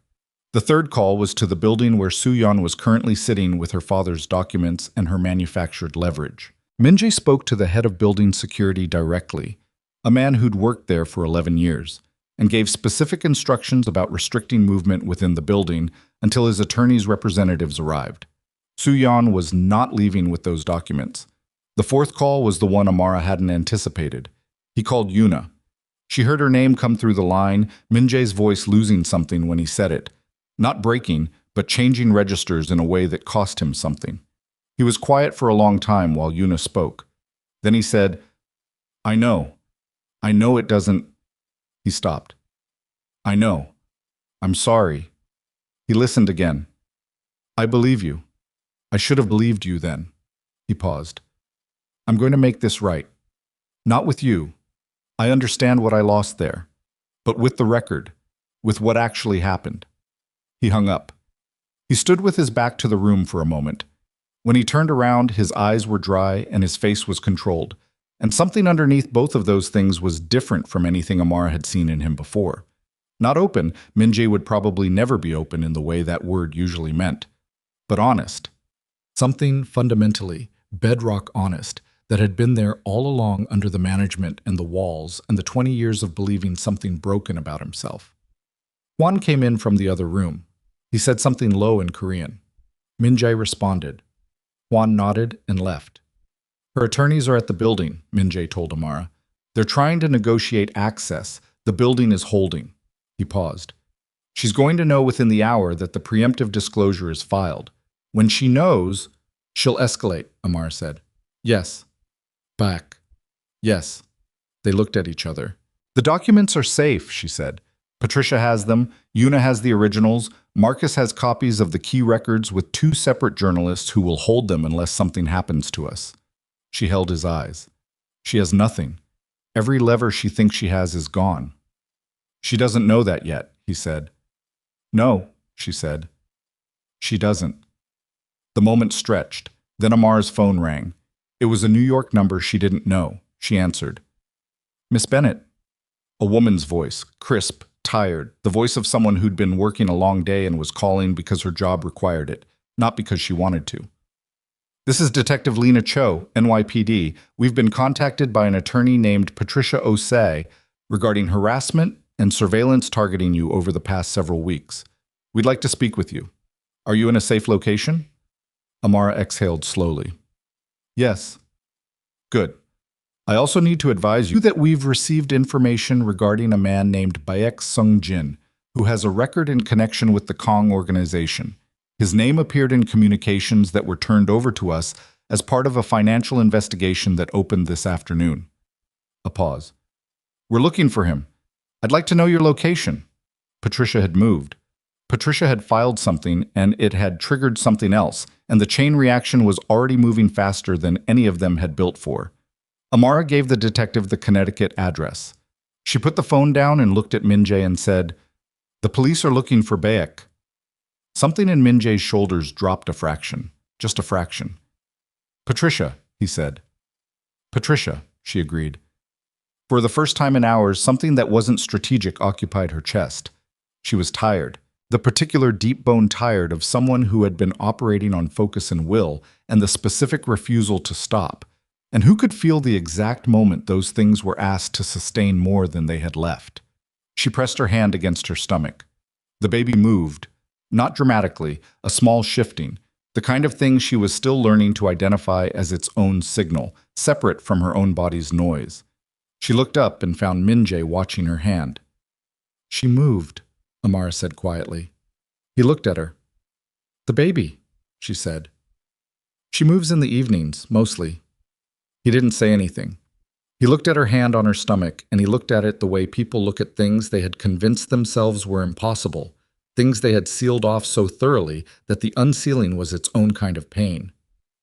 You know it's a girl? He asked. His voice was different, not the operational register, not the composed surface. Something unguarded that she suspected he was not fully aware of. I found out 2 weeks ago, she said. I didn't know if I should tell you. Tell me, he said. She held his gaze. A girl. Something happened in his face that she didn't try to name or catalog because it was private in a way that she had no right to reduce to description. She just let it be what it was. Then his phone rang. He looked at it, looked at her, answered. She watched his face as he listened. She watched the unguarded thing seal back over, watched the operational register return, but differently now. Harder, with an edge in it that hadn't been there before. His jaw set. His eyes went to a place past her shoulder. He lowered the phone. She's gone, he said. Gone where? The building. She got out. His voice was flat and very controlled. She had someone on the inside of the security team. He let her out through a back route 20 minutes ago with the documents. He looked at Amara. Baek has already been in contact with her. They're together. Amara felt the floor shift. All the pieces she'd thought were secured. Patricia, the police, the disclosure filing. All of it still true, still real. But Soo-yeon had the documents, and Baek and she was loose and mobile, and she had nothing left to lose. A woman with nothing left to lose who had already proved she could do anything. Where are they going? Amara said. I don't know yet. He was already dialing. But she knows she can't get back into the organization. She knows the filing has happened, which means she's not going after the business anymore. He looked at Amara and said the next sentence very steadily, in the voice of someone delivering a fact rather than a threat. She's going after you. She's always gone after you. You're the one thing, if she removes you, that changes the narrative. Without you and without the child, the story looks different.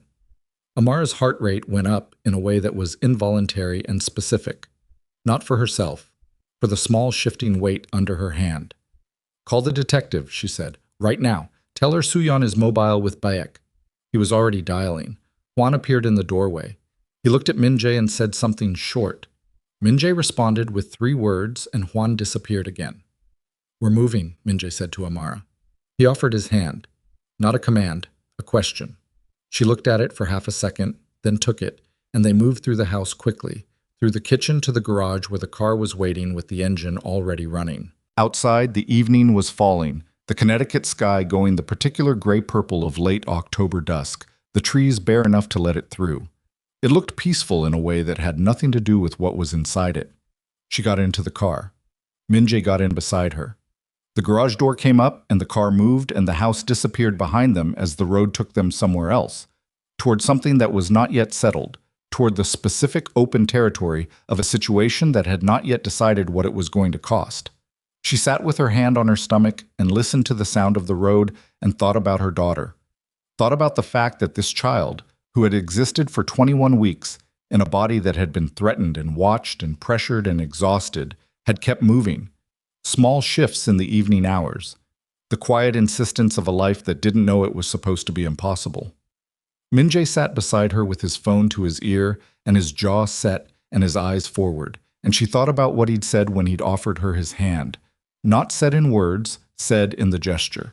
Said in the fact that he'd offered rather than taken. Her phone buzzed. Marcus. Journalists are publishing, both of them, simultaneously. The internal Kong communications, the board documents, the timeline of Suyon's control of the organization. It's going up right now. She read it and didn't respond. The car moved through the darkening evening. Somewhere behind them, in whatever room Suyon and Bayek had retreated to, a woman who had spent 40 years building a structure of control was watching it come apart in real time, in newspaper servers and legal databases and police communications, and the specific, uncontrollable cascade of truth that moves faster than any single person can run from it. Amara looked out the window at the dark trees moving past and felt the baby shift under her hand. Hold on, she thought, just a little longer. The car came around a bend, and Min-jae said suddenly, quietly, "She's at your apartment." Amara turned. He was looking at his phone, something Juan had just sent. A location ping, a building address, her building on the corner of the street she'd walked home to 100 times in the dark. How long ago, she said. 10 minutes. He looked at her.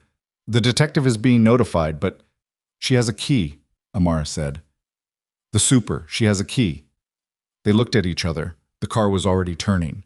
And in the car, in the dark, with the city lights beginning to appear on the horizon, Amara understood that every decision she'd made in the past weeks, every refusal, every document, every phone call, every step forward when every reasonable instinct said stop, had been leading to this specific convergence, this one point where the story stopped being about documents and positions and power structures and became something much older and simpler. A woman, a child, and whatever came through the door. The car stopped 2 blocks from her building. Min-jae's decision, and the right one, pulling up directly would announce their arrival to anyone watching the street, and someone was watching the street. Juan had confirmed it from the location data. Bayek's phone had pinged from the building's front entrance 12 minutes ago and hadn't moved since, which meant he was inside or immediately adjacent, which meant he was positioned rather than passing through. Positioned meant he was waiting for something. Amara understood, with a coldness that had nothing to do with the October air, that the something he was waiting for was her. "You're not going in," Min-jae said. "I know," she said. He looked at her like he'd expected an argument. "I'm not stupid," she said, "and I'm 21 weeks pregnant. I'm not going in." She held his eyes. "But you need to know the layout. Superintendent's unit is ground floor, apartment 1A, door on the left as you enter. My unit is 4th floor, 4C, northeast corner. Fire stairs at the end of the hall, service elevator beside the laundry room on the 2nd floor. She paused. "There's a storage room in the basement that connects to the building next door through a utility corridor. The super uses it to move equipment. It's not locked from the basement side." Min-jae took all of it in without writing anything down. How do you know about the corridor? He asked. I asked the super about it when I moved in because I like to know my exits, she said. I grew up in a neighborhood where knowing your exits mattered. He looked at her for another moment. Then he said, stay in the car. Doors locked. If anything happens, anything, you call the detective directly, not me. He handed her a card with Detective Cho's direct line already written in his handwriting on the back. Promise me. She took the card. I promise. He got out of the car. Sujin went with him. Juan stayed. She watched them move up the block and disappear around the corner, and then she sat in the locked car with Juan's silent presence in the front seat and the city moving normally around them. A woman walking a dog, a teenager on a phone, a delivery cyclist cutting through the intersection without looking. And she breathed carefully, deliberately, the counted breath from the therapist years ago, in for 4, out for 6. Her phone buzzed. Detective Cho, units are 2 minutes out. Do not enter the building. Confirm your location. She texted back the cross street. Cho, stay there. I mean it. She put the phone in her lap and looked at the corner Min-jae had disappeared around and thought about her apartment. The beard print above the bookcase, the books stacked on the windowsill, the specific way the radiator knocked when the temperature dropped. She thought about whether Soo-yeon was inside it right now, whether Soo-yeon was standing in the space where she lived and seeing what she had built and understanding, finally, that it wasn't nothing. Then she heard it. Not loud. 1 floor up from street level, one of the 4th floor windows. The sound of something breaking, brief and sharp, the way glass sounds when it's struck from the inside. Her hand went to the door handle. Juan said, from the front seat, Miss Bennett? I heard it, she said. The detective's units are 90 seconds out. I know. She sat with her hand on the handle and her heart doing something loud and structural in her chest, and she thought about what she'd said to Min-jae in the hotel conference room. I am not going to be managed. She thought about what she'd said to herself in the parking garage under the museum. Don't give her that. She let go of the door handle. 90 seconds. She counted them. At 63 seconds, 2 police units came around the corner from the opposite direction. At 78 seconds, a third came from behind, passing the car she was in. Juan said something into his phone. At 89 seconds, she heard voices, raised, controlled, the specific authoritative volume of law enforcement announcing itself. At 94 seconds, her phone rang. Min-jae. She's here, he said. His voice was tight but even. 4th floor. She broke the lock on your door. Beck was in the stairwell. The police have him. He's in custody. A pause. She's in your apartment. Is she? She's not armed, physically. A pause that carried something she couldn't parse. She has the documents. Your laptop is open on the table. I think she was looking for additional files. Let the police handle her, Amara said. They are. Min-jae. She kept her voice level. Let them handle her. A longer pause. She understood what was inside it. This was still his mother, whatever his mother had done, and some portion of what he was feeling in that apartment had no name in any language that was adequate to it. I know, he said quietly. She heard, in the background, Detective Cho's voice giving instructions. She heard a door. She heard faintly a single sharp exchange. A woman's voice, clipped and controlled even now, even here, even at the absolute end of everything she'd built. And then nothing. She did not go upstairs that night. Patricia came and received the documents Soo-yeon had brought. Detective Cho took Amara's statement in the back of a police vehicle parked on the block. Professional and thorough and kind in the specific, efficient way of someone who'd conducted this kind of interview enough times to have stripped it of anything that wasted the other person's energy. Baek was in a separate vehicle. Soo-yeon was in a third. Amara sat in the back of the detective's vehicle and gave her account from the beginning, from the first surveillance car outside her building, the anonymous threats, the museum board review, the phone call from Daniel Kwan, all of it. And Detective Cho recorded it and asked precise questions, and when it was done said, "You did the right things throughout. I want you to know that." "I did the available things," Amara said. Cho looked at her for a moment. "Those are often the same thing." She was taken to Deja's apartment. Not offered, not suggested. She called Deja from the street and Deja said, "Come," in the specific tone of someone who had been waiting and was relieved, and Amara went. Min-jae texted once, at midnight. She's been charged. Beck has been charged. Patricia has the documents and has filed them as exhibits. I'll call you tomorrow if that's okay. She typed back. Tomorrow is fine.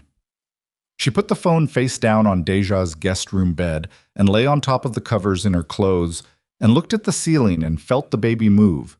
3 distinct small pressures, one after the other, like someone knocking politely on a door. And she pressed her hand against her stomach and breathed.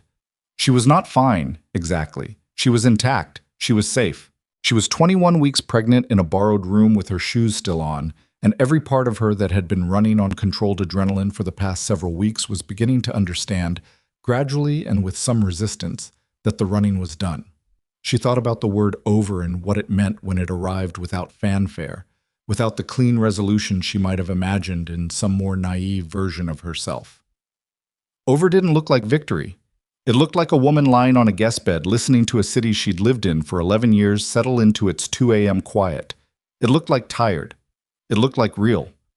She fell asleep with her shoes on, and the baby moved once more before she was fully under, and she thought, in the last lucid second before sleep took her, I know, we made it. The weeks that followed were not simple. Nothing that had happened could be made simple by the fact of its resolution. The legal proceedings against Soo-yeon were lengthy and, at times, publicly ugly. The financial journalists' reporting had seeded a news cycle that fed on itself for weeks, and the Kang Group's name moved through that cycle in ways that were alternately damaging and clarifying, depending on the day and the outlet. Min-jae cooperated fully with the investigation, as he'd promised. The preemptive disclosure his attorney had filed became the backbone of the organization's legal defense, and the manufactured evidence Soo-yeon had held over him was examined in the context of her own documented history of control and falsification, which changed its meaning significantly. It did not change it entirely. There were consequences. Several of them, spread across months, arriving with the specific unhurried weight of institutional process. Some of the organization's activities were restructured under regulatory pressure. Certain business relationships ended. Certain others were formalized in ways that made them less convenient and more legal, which was uncomfortable in the short term and correct in the long one. Min-jae absorbed all of it with the same controlled steadiness she'd watched him maintain through crisis. But she noticed, in their interactions over those weeks, phone calls at first, then occasional meetings, always focused on the legal process or on the pregnancy's progress, that the control was different now, not thinner, more deliberate. Like he'd chosen it rather than defaulted to it, and the difference between those two things was visible in ways she couldn't have articulated precisely, but felt clearly. The paternity test was done at 24 weeks, at the facility she'd specified, with results delivered simultaneously to both of them through Patricia. When Amara read the results in Patricia's office with the afternoon light coming through the window in long, flat bars, she felt, not surprise, never surprise, but a specific solidifying, like something that had been real for months, was now also documented, and documentation was its own kind of weight. She called Min-jae. I know, he said, before she'd said anything. He'd read the results the same moment she had. I know. They were quiet for a moment. She's going to need a name, he said. I've been thinking about it, Amara said. So have I, he said. And then, carefully, can I tell you what I was thinking? Only if you want to hear it. She'd looked at the bar of light on Patricia's carpet and thought about a man at a gallery standing in front of a bearded collage asking a real question, about the specific texture of someone who listens. Tell me, she said. But the birth came 3 weeks before the due date. Not dramatically. No storm, no cinematic emergency. Just the quiet insistence of a body that had decided the time was its own to choose. Amara woke at 4 in the morning with a specific kind of pressure she hadn't felt before and lay still for 20 minutes, assessing it the way she assessed most things. Methodically, without panic, with a respect for what her body was telling her. Then she called her mother. Vivian Bennett arrived at the apartment in 40 minutes, which meant she'd been dressed and ready before Amara called. Which meant she'd known, in the way mothers sometimes know, inexplicably and without evidence, that something was coming. She walked in and looked at Amara and said, "Okay, let's go." She did not say, Are you scared or are you ready? Because those questions assumed answers that didn't apply. And Vivian had never wasted words on questions with obvious answers. Amara texted Min-jae from the car. Labor has started. Going to St. Luke's. You don't have to come. His response came before she'd put the phone in her bag. I'm already on my way. She'd looked at that for a moment. Then she'd put the phone away and looked out the window at the city moving past in the early dark, and thought about how much of life was the gap between what you'd planned and what you got, and how the gap was not the failure. The gap was the actual story, the part that turned out to matter. He arrived 18 minutes after she was admitted. He came in without announcement, found the room, stood in the doorway. Her mother was seated to Amara's left, holding her hand. The room was ordinary and medical and brightly lit, and he stood in the doorway of it looking like someone who had arrived at the edge of something enormous and did not know if he was permitted to enter. Amara looked at him. She didn't say anything. She moved her eyes to the chair on her right side.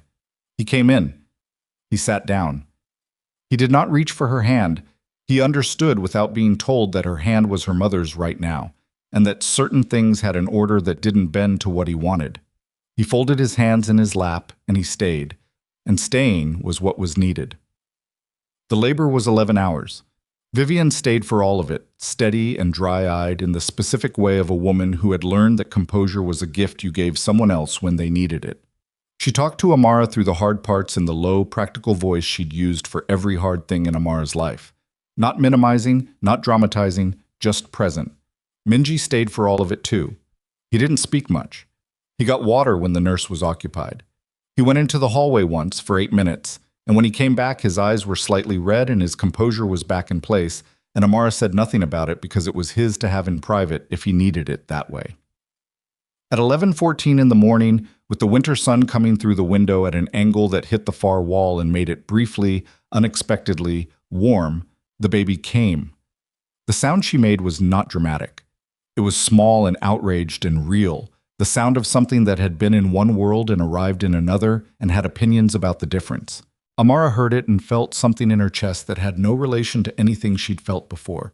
Not happiness, not relief, something larger and more foundational than both. Something that reorganized everything around itself as its center. The nurse placed the baby on her chest. She looked down at her daughter. "Hey," she said. Her voice came out rough and quiet. "Hey, I know, it's a lot." The baby's eyes were not yet focused, the way newborns' eyes aren't, but they were open, and they were dark, and they were, there was no other word, serious, like a person who had arrived with a purpose and was already taking stock.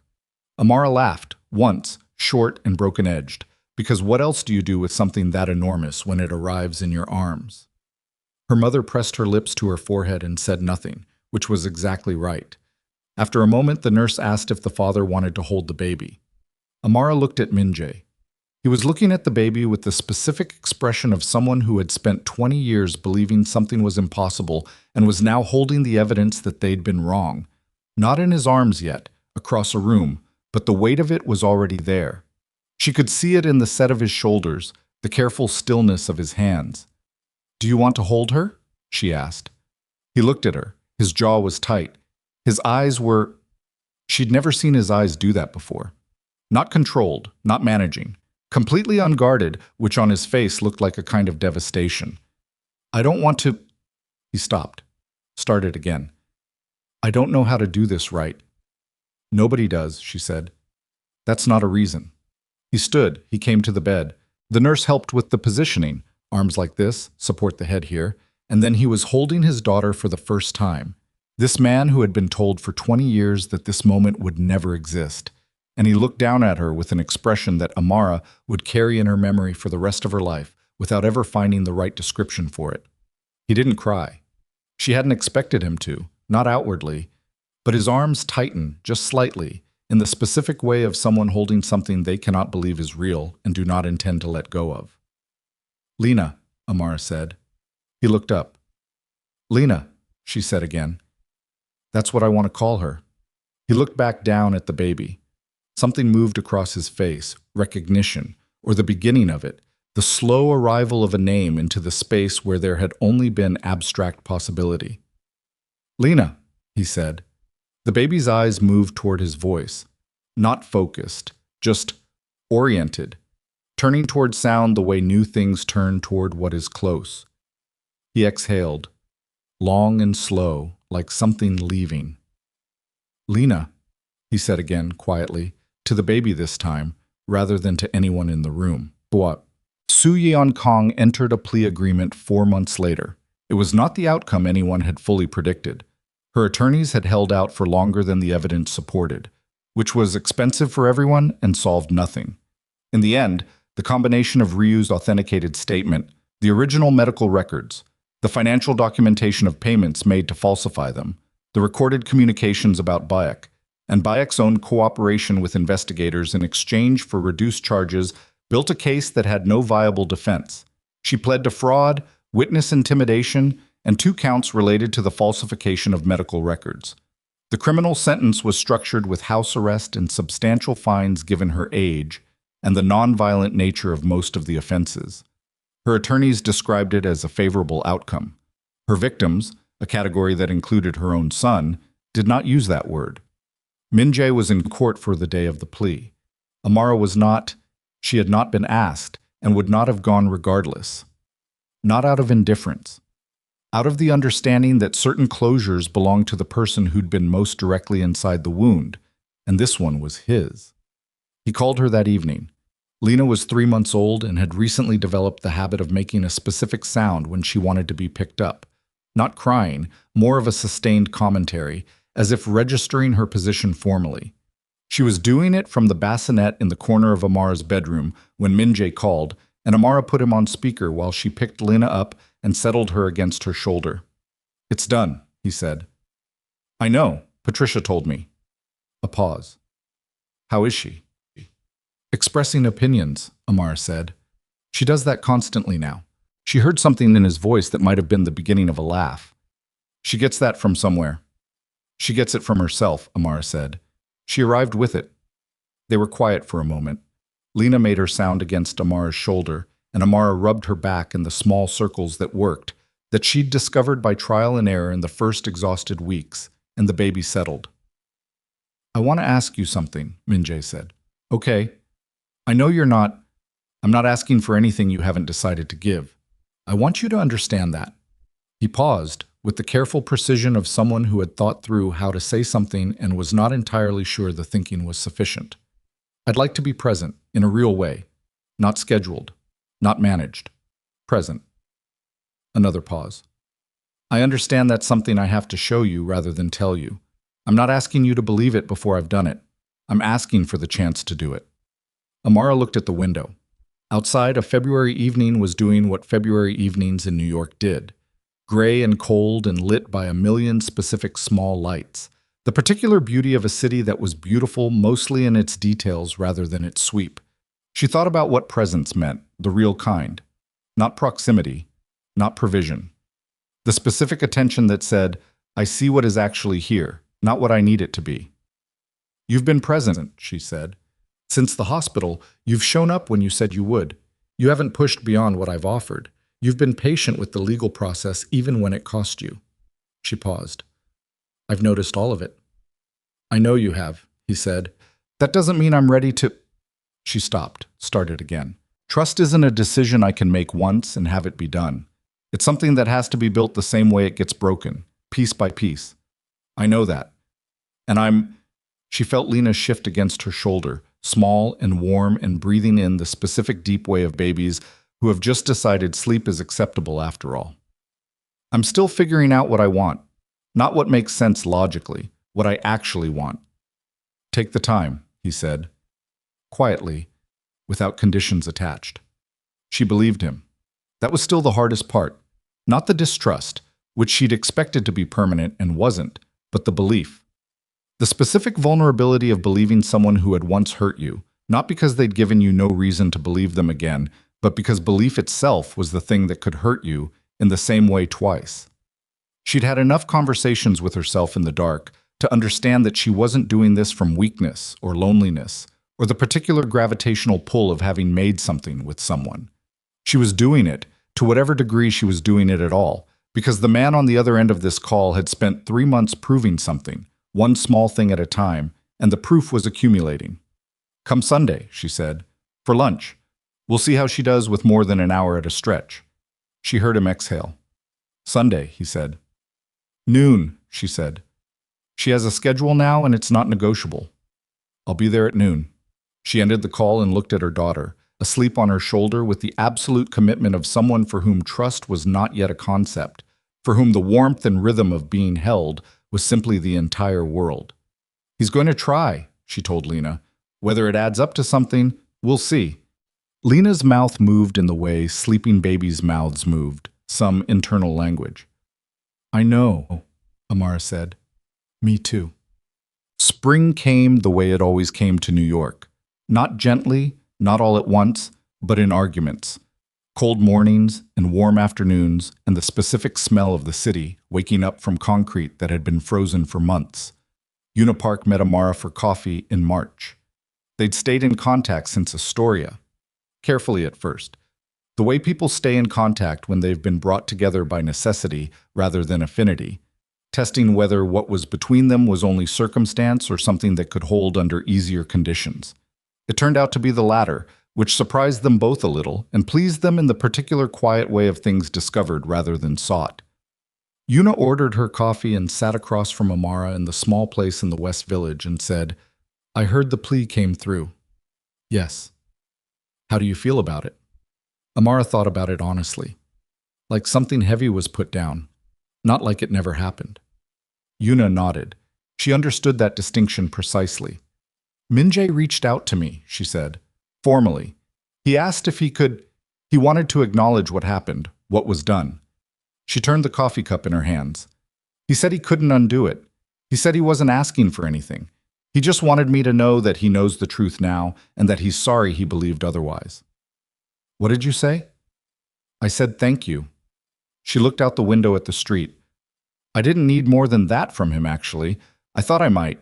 For years I thought I would need something more. But when it came, it was enough. Just being believed." She paused. Just having someone say, "I know what happened. I'm not pretending it was something else." Amara thought about that. About how much of what people needed was simply that, the acknowledgement. Not fixed, not returned, just seen. "How's Lena?" Una asked. Amara's phone was already out. She turned it to show the most recent photo, Lena at 4 months, in the specific state of deep suspicion that she brought to most new visual stimuli, dark eyes wide, brow furrowed. Una laughed, really laughed, the kind that surprised itself. "She looks like she's running a threat assessment," she said. "She always does," Amara said. "The pediatrician says it's alertness. I say it's personality." "Both," Una said. "Both," Amara agreed. They sat with their coffee and the easy quiet of two people who'd been through the same fire from different distances and come out knowing something about each other that didn't require constant maintenance. Outside, a couple walked past arguing cheerfully about something neither of them seemed angry about. A dog sat on the curb looking at the street with the philosophical patience of an animal who'd made peace with waiting. The city moved through its ordinary business.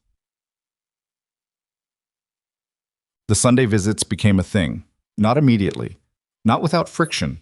There were weeks when the timing was wrong, when Lena was unwell, or Amara was exhausted, or Min-jae was navigating some piece of the organization's restructuring that ran long into the weekend. There were weeks when he arrived and things went well, and weeks when he arrived and something in the dynamic was off-key in a way that neither of them tried to paper over, because papering over things was precisely what they'd both learned to stop doing. He learned her schedule. Not in the managed way of someone gathering information, in the attentive way of someone paying attention. He learned that Lena's late afternoon was her hardest hour, and that showing up at 4:30 was more useful than showing up at noon. He learned that Amara took her coffee without anything in it, and that she would not say if it was wrong, so he made it right from the beginning. He learned that when he asked, "How are you?" and she said, "Fine," fine was never the full answer, and that the full answer required him to sit and wait for it to arrive on its own schedule, which it always did. He was not always good at the waiting. He had spent his entire adult life in rooms where delay was a form of weakness, where the first person to fill silence lost something. He was learning, imperfectly and with visible effort, to let the silence be its own kind of conversation. Amara watched him learn it. She watched it the way she'd watched everything about him, not looking for proof that he was worthy of trust. That was the wrong question, the question that turned other people into performances aimed at your judgment. She watched the way she watched everything she needed to understand, with attention, without agenda, letting what was actually there show itself. What was actually there was a man who had spent 20 years carrying a false understanding of himself, who had built every relationship and decision and closed door around that false center, and who was now, slowly, without fanfare, with the specific gracelessness of someone dismantling something structural rather than decorative, rebuilding from a different foundation. It was not romantic. It was not the story she might have told herself before she understood what it actually cost to change the way you were built. It was real, which was better. One evening in May, she came home from the museum. She'd returned to work in April, the board review having collapsed under the weight of documentation that Patricia had filed with the precision of someone who had been waiting for exactly this opportunity, to find Min-jae sitting on the floor of her living room with Lena on a blanket in front of him. He'd let himself in with the key she'd given him in March, which she'd given him not as a statement of anything, but as a practical response to the logistics of a 6-month-old schedule. He'd been there for an hour. Lena was lying on her back, looking up at him with the focused intensity she brought to anything she found interesting, which lately was faces, specifically the faces of people she'd decided merited sustained study. Min-jae was talking to her, not baby talk, not the performed register that adults sometimes used with infants as if the infant was primarily a prop for their own display of warmth. He was talking to her in a low, even voice the way he talked to anyone, telling her something, Amara realized when she got close enough to hear, about the building they were sitting in, about the architecture, about the specific kind of pre-war construction that produced these ceiling heights, and what that said about what the city had valued in the decades when buildings like this were new. Lena was listening with her whole face. Amara stood in the doorway and watched her daughter and her daughter's father sitting on the floor of her living room in the May evening and felt something settle into place inside her that had been working toward its position for months. Not completion. She didn't believe in completion, in the final click of a thing arriving at its permanent rest. She believed in what was in front of her right now. Two people who had come from impossible circumstances and were still here, still trying, still showing up. That was enough. More than enough. It was, in fact, everything. Min-jae looked up and saw her. He didn't say anything immediately. He looked at her the way he'd looked at the Bearden collage, years ago, in a different room, like someone who had stopped performing interest and was simply, genuinely looking. "Hey," she said. "Hey," he said. Lena made her commentary sound, registering the arrival of additional personnel. "She's been explaining the building to me," Min-jae said. "I heard," Amara said. "She has opinions." She came into the room and set her bag down and sat on the floor beside them, because the couch was too far away from where everything was actually happening. The three of them sat in the May evening with the window open and the city coming through it in its layered way. Voices, traffic, someone on the street below laughing at something that was probably not as funny as the laughter made it sound. And it was ordinary in all the ways that mattered, which were all the ways there were. Lena reached up with one hand and grabbed Min-jae's finger and held it with the absolute conviction of a person who had decided this was the thing she wanted and saw no reason to want otherwise. He looked at her hand on his finger. He looked at Amara. She looked back. Neither of them said anything that needed to be said, because everything that needed to be said had already been said. In depositions and hospital rooms, and across tables covered in documents, in phone calls at midnight, and Sunday lunches, and a coffee shop in Astoria, and a hotel conference room where a man sat with a dead doctor's confession in his hands and felt 20 years of walls come down. It had all been said. What was left was this: a room, an evening, a child who had been told she was impossible before she existed and had arrived anyway with her father's stillness and her mother's way of looking at the world like she intended to understand it completely. The city moved. The light shifted. Lena held on, and Amara thought, without sentiment and without performance, with only the quiet certainty of someone who had walked through everything that had tried to stop her and come out the other side still standing. This is what we built. Not what was planned. Not what was easy. What was true. That was enough. That was finally and completely enough.